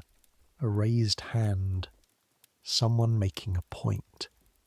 Wojtek's face appears in the doorway for a moment. He sees you. He doesn't nod. He looks at you for exactly the time it takes for the door to swing back to its closed position. You think about Thursday. You think about Paweł. You finish your ale. On the walk back, Miroslav tells you something. Miroslav, 9 years in Chicago, who speaks English well enough to have been considered for a timekeeper position. He didn't get it. You have a theory about why. Who moves through the world with the specific capability of a man who's learned to navigate two cultures and suffers the suspicion of both for it. He tells you what a night security guard at the armour plant told him once, while they were both waiting for a train. He said, Miroslav says, watching his breath make steam in the cold air, that there are workers here, not many, but some, who've been here 25 years, since the beginning. And he said these men, they work slower now, they're old, they make mistakes sometimes, and the company, when a man like this makes too many mistakes or gets too slow, they don't fire him directly. What they do is, they put him on the gate, they make him a gate man. Stand at the gate all day, just stand there, not killing, not cutting, watching the others come in. You walk. Is that better, you ask? Or worse, Miroslav considers.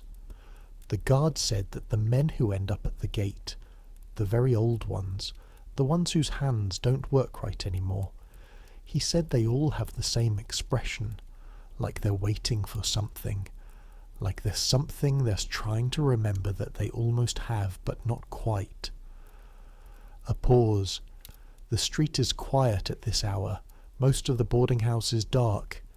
He said one of them told him once that the worst part wasn't the work. The worst part was the moment, sometime in the 10th or 12th year, when you stop being able to remember what else you thought you were going to do. You walk in silence for a while. What did you think you were going to do, you ask, when you came over? Miroslav smiles. It's a complicated smile. I was going to save money for 3 years and open a bakery, he says. I make excellent bread. 9 years later, I still make excellent bread. He pauses. And I'm closer to 3 years of savings than I was. Closer. Just a longer road. He turns up his collar and turns down his street. Good night, Joe. Good night. You walk the last 2 blocks alone. The streets are mostly empty now. Past 10. The boarding house is shuttered. One window shows light. Someone up with a sick child, maybe. Or someone writing a letter home. The same letter home that gets written every Sunday with slight variations. The letter that says I am well and the work continues and I'm saving and I will write next week. The letter that doesn't say I am frightened sometimes. The letter that doesn't say today a man lost 2 fingers and the line didn't stop for more than a few minutes. The letter that doesn't say I am starting to understand why my uncle looks the way he looks. You write those letters in your head, on the walks. They're never the letter you send. And then November becomes December. December in Chicago is something you are not prepared for. Not the cold itself. Krakow has cold winters.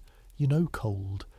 But the cold here, lake cold, the kind of cold that comes off Lake Michigan and moves through the streets horizontally, that doesn't wait politely to be encountered, but comes to find you. December cold that gets into the gap between your collar and your skin and stays there, that makes your face hurt, that turns the streets slush to ice overnight, that kills men who sleep outside, which men do in this city, which men do in every city. The killing floor in December is its own specific challenge. The steam still rises in the cold room. The blood still steams on the floor.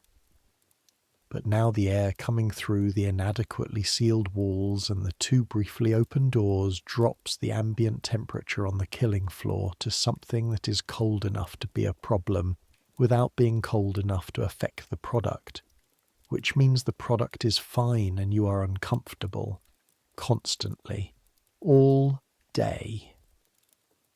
Your hands crack more deeply. The scar tissue at the knuckle splits and doesn't fully heal before splitting again. You start wrapping them in strips of cloth in the morning before you put your gloves on. You've bought gloves now, thin leather work gloves that are better than nothing, and the cloth helps some. Your knife hand, the right one, develops a habit in the cold that worries you.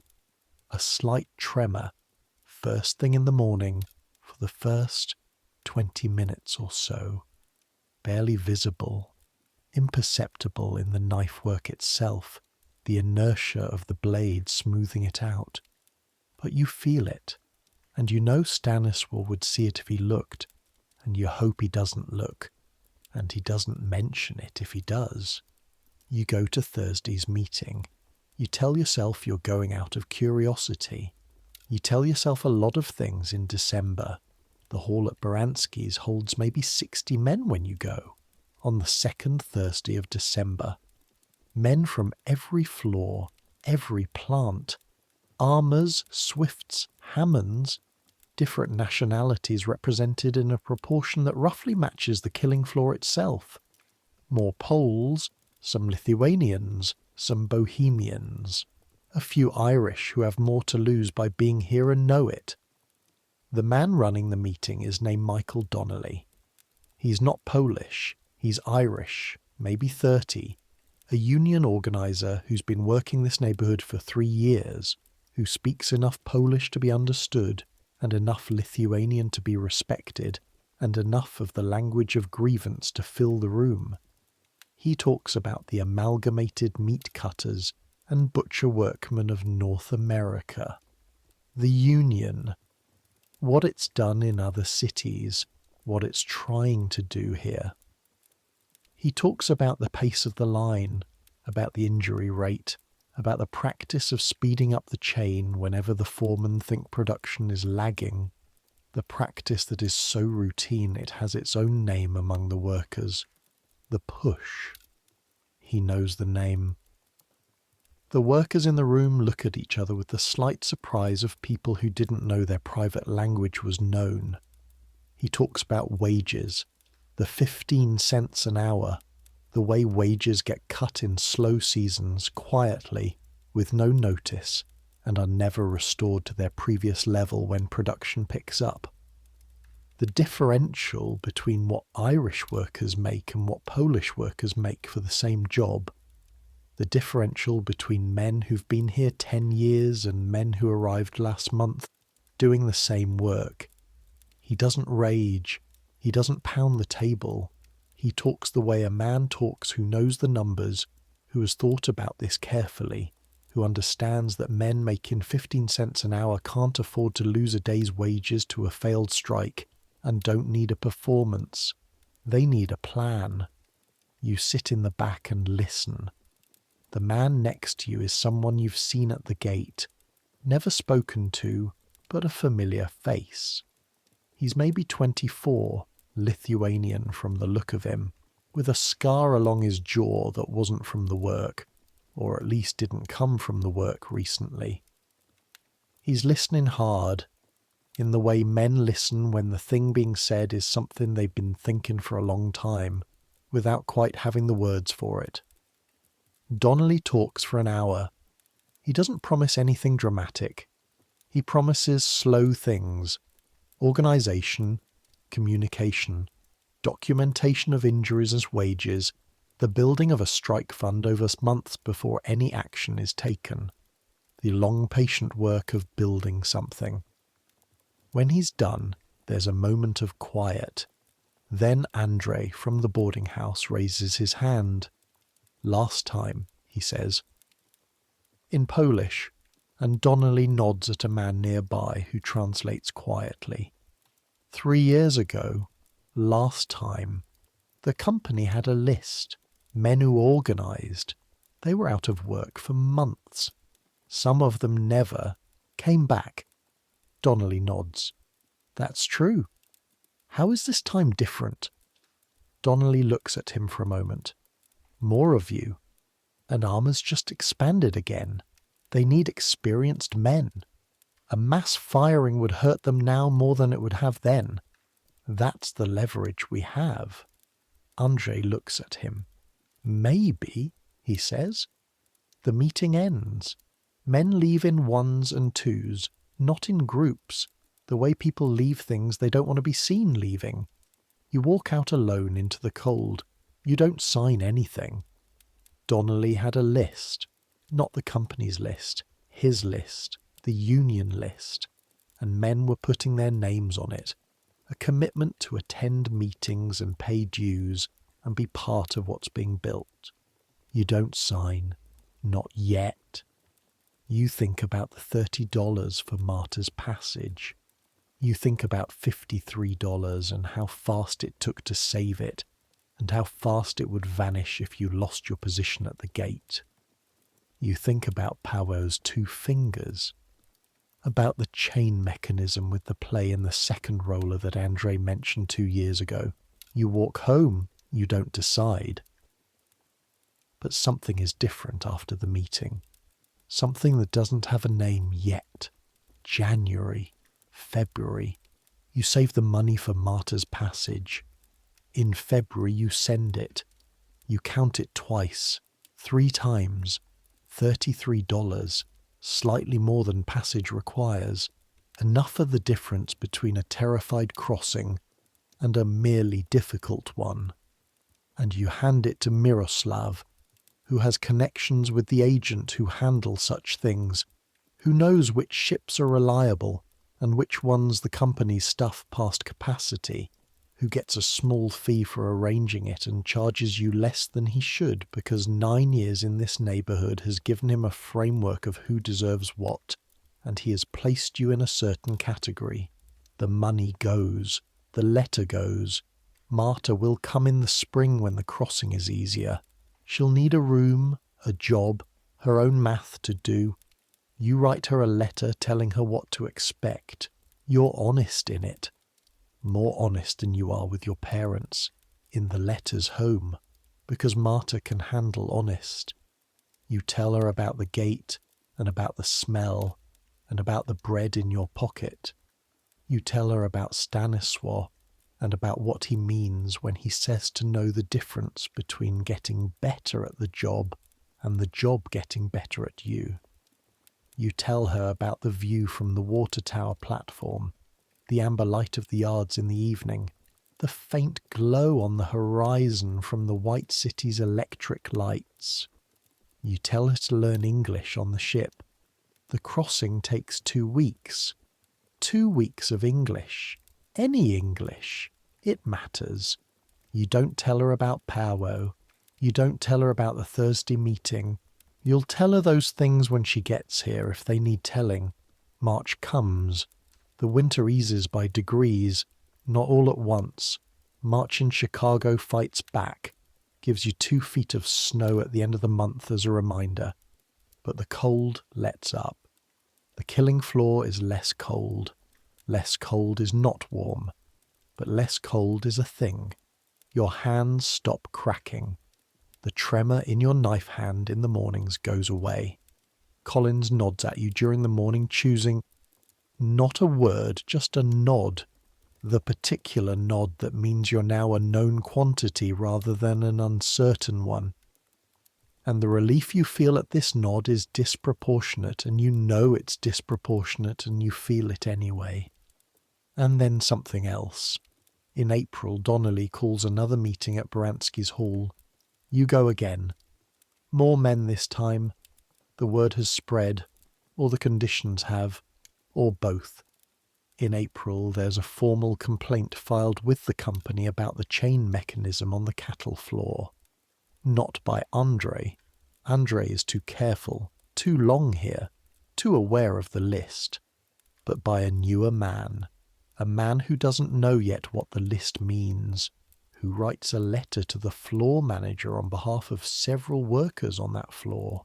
The chain mechanism gets repaired in May, takes the line down for 4 hours. The men on that floor lose 4 hours of wages. The mechanism, repaired, doesn't lurch anymore. No one goes to thank anyone. No one acknowledges the connection. The repair just happens, an act of institutional logic, responding to the cost-benefit calculation that finally tipped. And what tipped it was the complaint letter and the implied documentation, and what documentation of an unreported hazard would cost the company if a subsequent injury went to the papers. It's not a victory. It looks nothing like a victory. But the mechanism works. And in May you put your name on Donnelly's list. Just your name. No drama. A man who was 19 in August and is 20 the following month, adding his name to a list in the back room of a saloon, after a meeting where a man talked for an hour about things that he already knew. Stanisław, who you half expected to say something, says nothing. Though that evening on the walk home he says, without looking at you, "Be careful whose eyes are on you." I know. Good. That's all he says. In June, Marta arrives. She is 16.5 years old and small, smaller than you remember. You've been building her in your memory from the letters, giving her dimensions that letters couldn't provide, and she's wearing a coat that was yours 4 years ago, and that she's let out at the seams to fit herself. And her English is functional, genuinely functional. She spent the 2 weeks on the ship talking to every English-speaking person she could find. She wrote phrases in a notebook. She practiced them. She is, as you've always known, the cleverest person you've ever met. She comes off the train at Union Station with a bag that isn't much larger than yours was, and she looks at the city, the size of it, the noise, the specific visual overload of one of the largest train stations in America, and her eyes go wide and stay wide for about 30 seconds. Then her eyes narrow. Then she starts paying attention. "All right," she says in Polish, in the tone she uses when she's beginning to understand a new thing. "Show me." You take her to the boarding house. You show her back of the yards, the streets and the stores and the church. You show her the gate from the outside. You show her Margaret's coffee cart and introduce her, and Margaret gives her a cup and charges you nothing. You take her that Sunday to the water tower platform. She stands on the platform in the amber evening light and looks at Chicago. "It's ugly," she says, not unkindly, just observing. "I know. And enormous." "Yes." She looks for a long time. Her eyes move across the stockyards, the rail lines, the city beyond, the haze above everything. "The smell," she finally says. "You stop noticing it." She looks at you. "Tell me honestly," she says, "in Polish, all of it." And you do. You tell her about the gate and about the knife and about the cold room and about Paweł and about Stanisław and about the list. You tell her about the math, the 15 cents, the $3.50 for board, the $2 a week you've been saving. You tell her what the boarding house guard told Miroslav about the men at the gate with expressions like something half remembered. She listens without interrupting. This is one of the things you've always appreciated about Marta. She lets you finish. When you're done, she's quiet for a moment. "What do you want to do?" she asks. Not what should you do. What do you want to do? You look at Chicago. "I don't know yet," you say. "I'm still figuring out what's possible." She nods. She looks back at the city. "Then keep figuring," she says. "I'll help." The sun is going down. The yards are lighting up for the evening shift. The amber haze is settling over everything. The particular light of this neighborhood, the light of labor and smoke. You stand on the platform together for a while. Summer. The summer smell of Packingtown is not the winter smell. Winter, at least the cold, suppresses some of it. Summer, in Chicago, in a neighborhood that processes 9 million animals a year, is something else entirely. Visitors to the city report smelling the yards from the lake, from the train, from neighborhoods miles away. The smell climbs into the heat and expands. You've stopped noticing. You know you've stopped noticing because Marta mentioned it. Still noticing, still registering it. And you realized you couldn't smell what she was smelling. This is both practical and slightly frightening. You file it with the other things you've learned not to notice. The floor slick, the precise sound of the chain when it strains, the exact morning cold quality of the knife handle. These things have gone from conscious awareness to unconscious monitoring. Your body knows them. Your body handles them. Your mind does something else. Your mind has started doing other things. At the Thursday meetings, you've started taking notes in Polish, in a small notebook bought for 3 cents at the shop on Halstead. Not meeting minutes. Donnelly has someone for that, but observations. Things you notice on the floor.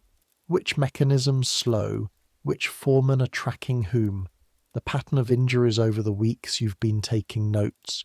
You don't know exactly what you're building, but you're building something. Miroslav, who knows about the notebook, says nothing. But he finds reasons to walk home in your direction sometimes, and during those walks he tells you things about how the company's documentation works, how the injury reports are filed, or not filed, what the company doctor's records show and don't show, what a man would need to prove if a case ever went before an arbitrator. 9 years in this neighborhood. He knows things. "You write well," he says one evening. "The letters you write for the other men, the ones who need help with English. I write their Polish and translate it. It's still writing." He pauses. "The union will need people who write. People who read the company's documents and understand them. People who can take what the men on the floor know and turn it into language that the newspapers will print." You say nothing. "I'm not pushing," Miroslav says. "I'm just telling you something I see." The autumn comes again. Your second autumn in Chicago. The air goes cold in the way you now know how to read. Not surprising, just arriving, the way a scheduled train arrives. And you go through the preparations that have become automatic.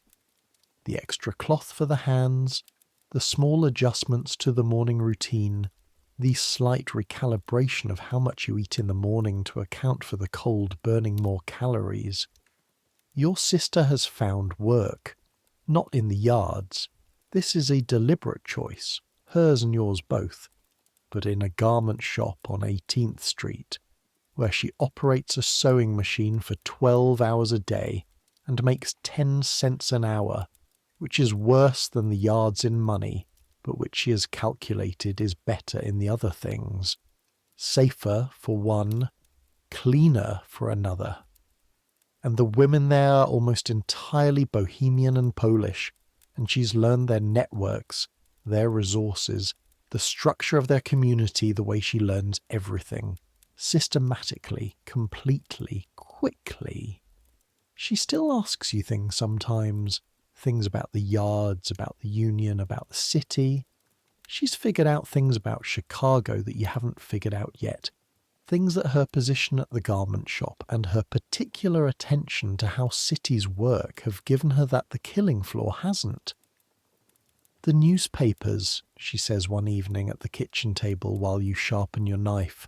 Do you read them? Sometimes. Miroslav gets the Tribune sometimes. The Tribune, she says. She says it the way she says things she's thought about more than she's letting on. There's a man who writes for the Tribune, a reporter. He's been writing about the yards, not about the product, about the workers, about the conditions. You look up.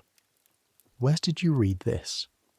Mrs. Andreevsky showed me, one of the women from the shop. Her husband works at Swift's. She slides a folded newspaper page across the table. The article is in English. You read it slowly, piece by piece, some words clear, some requiring your dictionary that you've been working through for 8 months now, gradually expanding the English that was scaffolding into something more like a house. The article is factual. It describes the speed of the lines. The reporter has clearly spoken to someone on the floor, has numbers that could only come from inside. It describes the injury rates. Not accurate, probably, because the company doesn't release accurate numbers, but directional. It describes the wages. It describes the gate hiring. It's readable. It's the kind of thing someone in a quiet house on a different side of the city would read over breakfast and feel something about. You read it 3 times. Donnelly needs to see this, you say. Yes, Marta says, and the reporter needs someone to talk to. You look at her. How long have you been thinking about this? She picks up her sewing. Since Mrs. Andreevsky showed me the paper. A pause. That was last week, she says. A year after you arrived, Collins looks at you differently. Not warmly. Collins doesn't do warmth, particularly, but differently.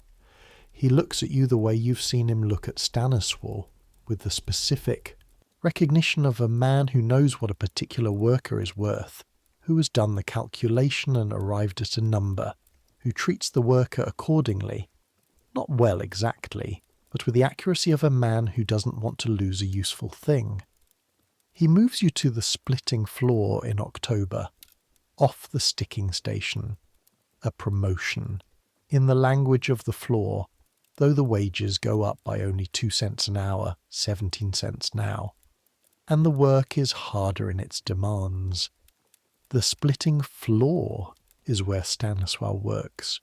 You work beside him for the first time. It's different, being beside him rather than behind him. You can see his face. You can see the way his eyes work, always ahead of the motion, always on the next position.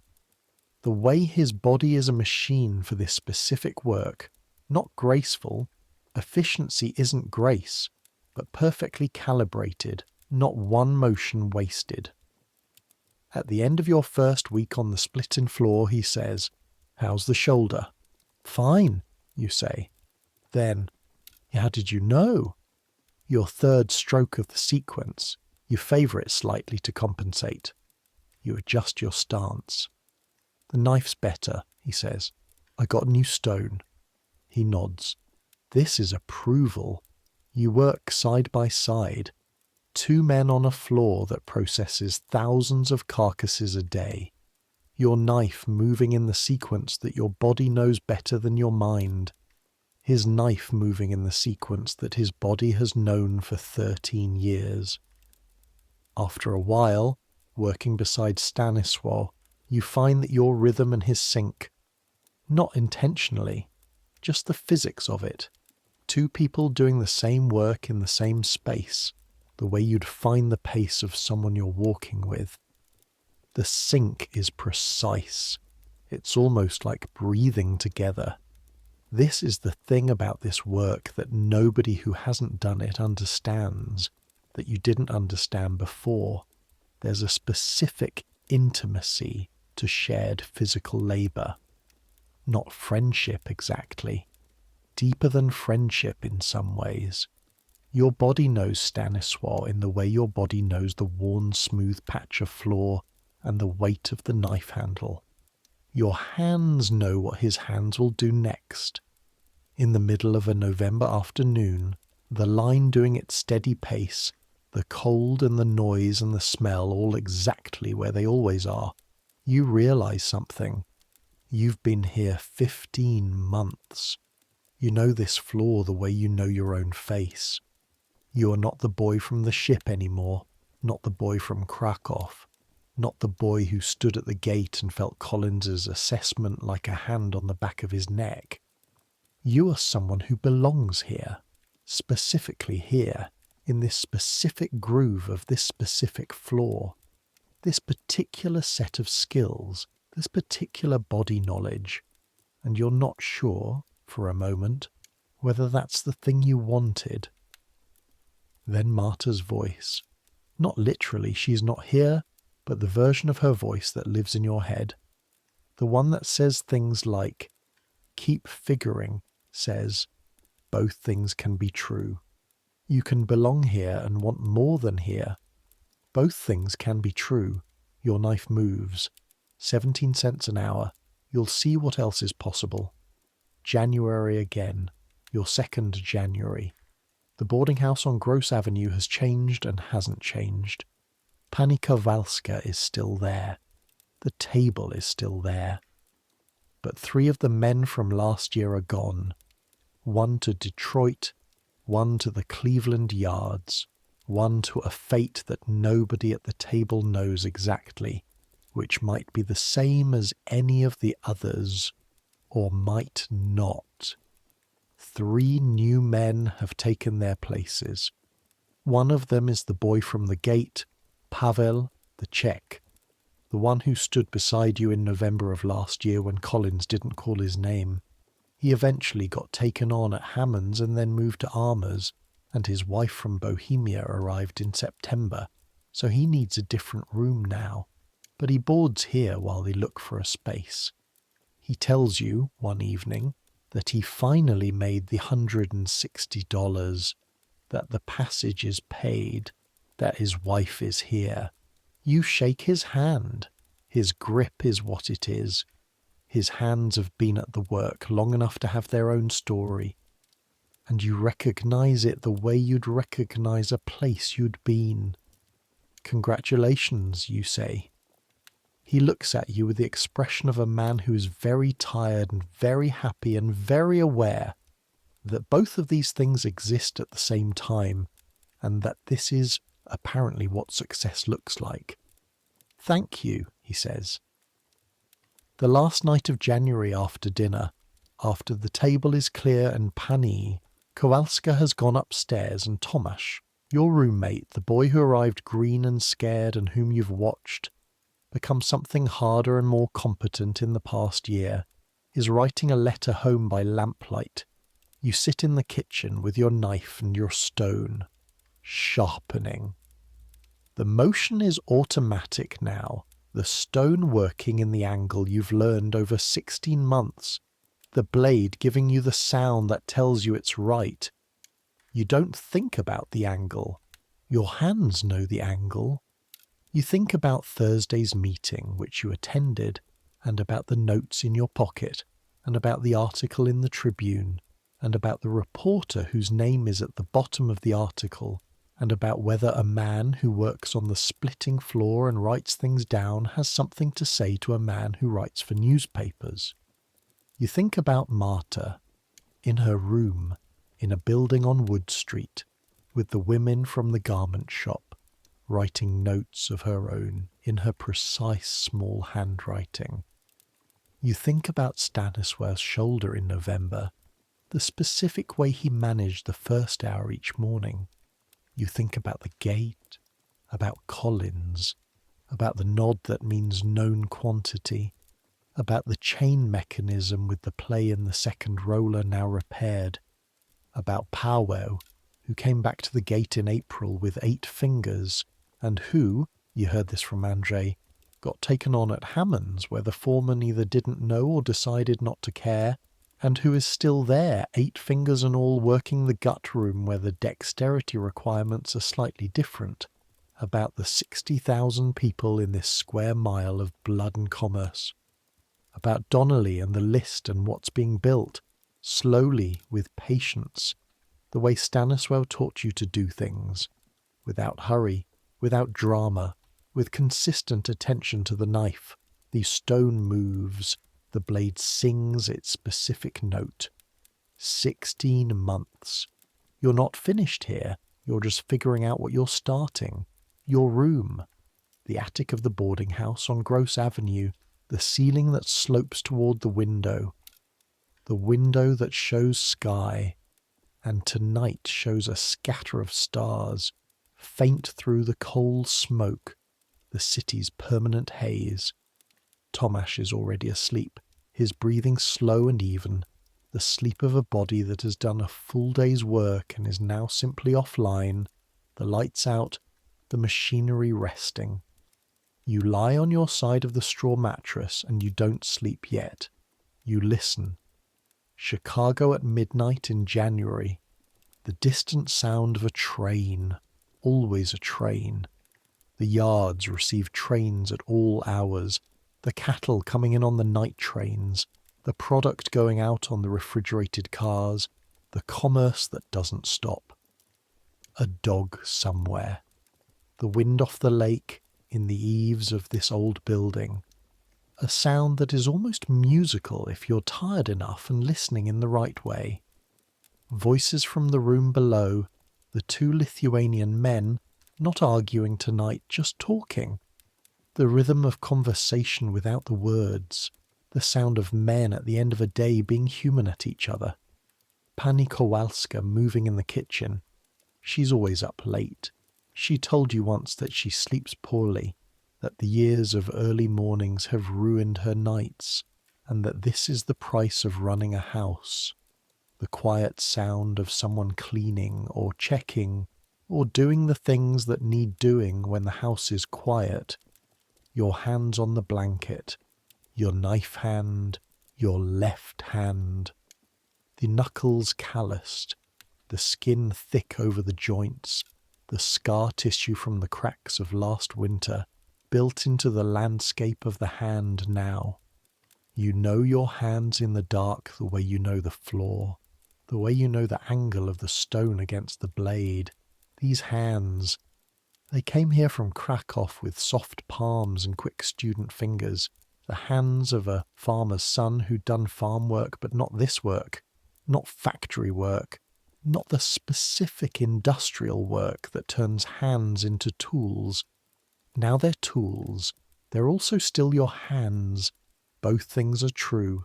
You think about the morning, the 4:30 sound from the bottom of the stairs, the cold floor, the socks, the bread in the pocket, Margaret and her 3-cent coffee, the gate, Collins and his nod, the floor, 17 cents an hour, the stone and the knife and the years ahead of you, and what they might contain. Marta, across the city, probably asleep now, her notebook on the table beside her. Your parents in Krakow, waiting for letters. Alive, last you heard. The farm still going, your brother still there, the village still small and poor and having no future for the 3rd son of a farmer. The third son is in Chicago. The third son has hands that know what they're doing. The third son is warm enough tonight, fed enough, safe enough, has a plan, or the beginning of a plan, has a sister in this city who is sharper than he is, and has already figured out things he hasn't figured out yet, has a man named Stanisław who showed him, without making a ceremony of it, what it looks like to survive something hard with your dignity intact, has a notebook in his coat pocket, has his name on a list. The sounds of the city settle, not quiet. Chicago doesn't get quiet, but they settle into a pattern your sleeping mind can manage. These sounds becoming background, becoming texture, becoming the rhythm of a night in a city that is one of the largest cities in the world, the city that is building the future, the city that smells of blood and ambition in equal measure, the city where things are being decided, about labour, about industry, about what a human life is worth in the machinery of the modern world, about whether men who work the killing floor have a right to speak about the conditions of that floor. These decisions are not made tonight. Tonight, you sleep. Your hands unknot.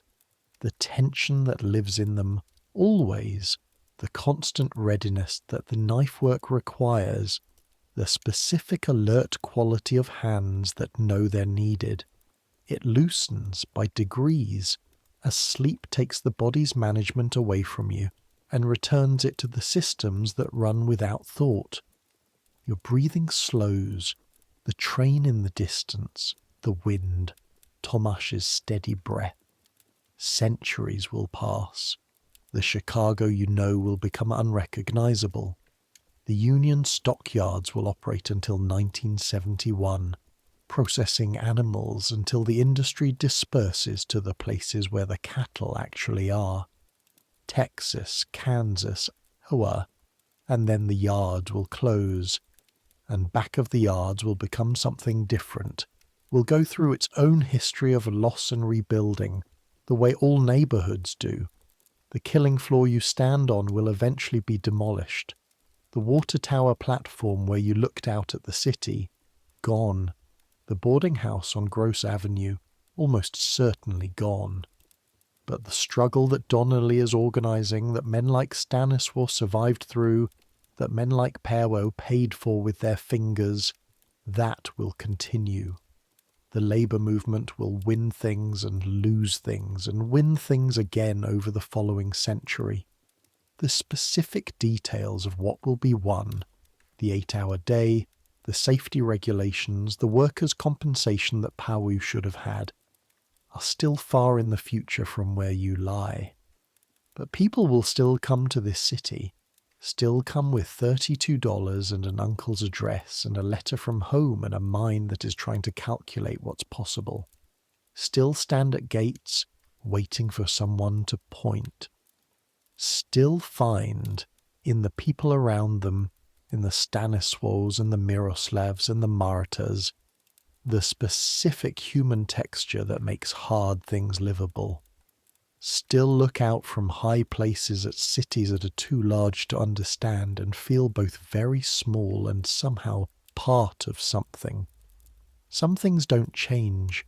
The human calculation, what I can survive, what I can become, what I can build for the person behind me, that doesn't change. The train passes, a long way off. The wind moves in the eaves. Tomasz shifts in his sleep. Somewhere in the city the yards are still running. The night shift. Animals arriving on the cattle trains. Men working in the amber light of the gas lamps, doing their sequence, their hands knowing their sequence. The city breathes.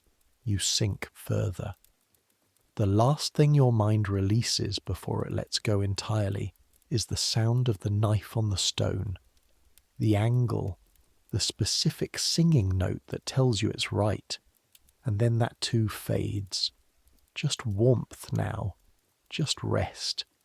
Just the long, patient dark of a winter night in Chicago, 1894, with all the possible future still unwritten.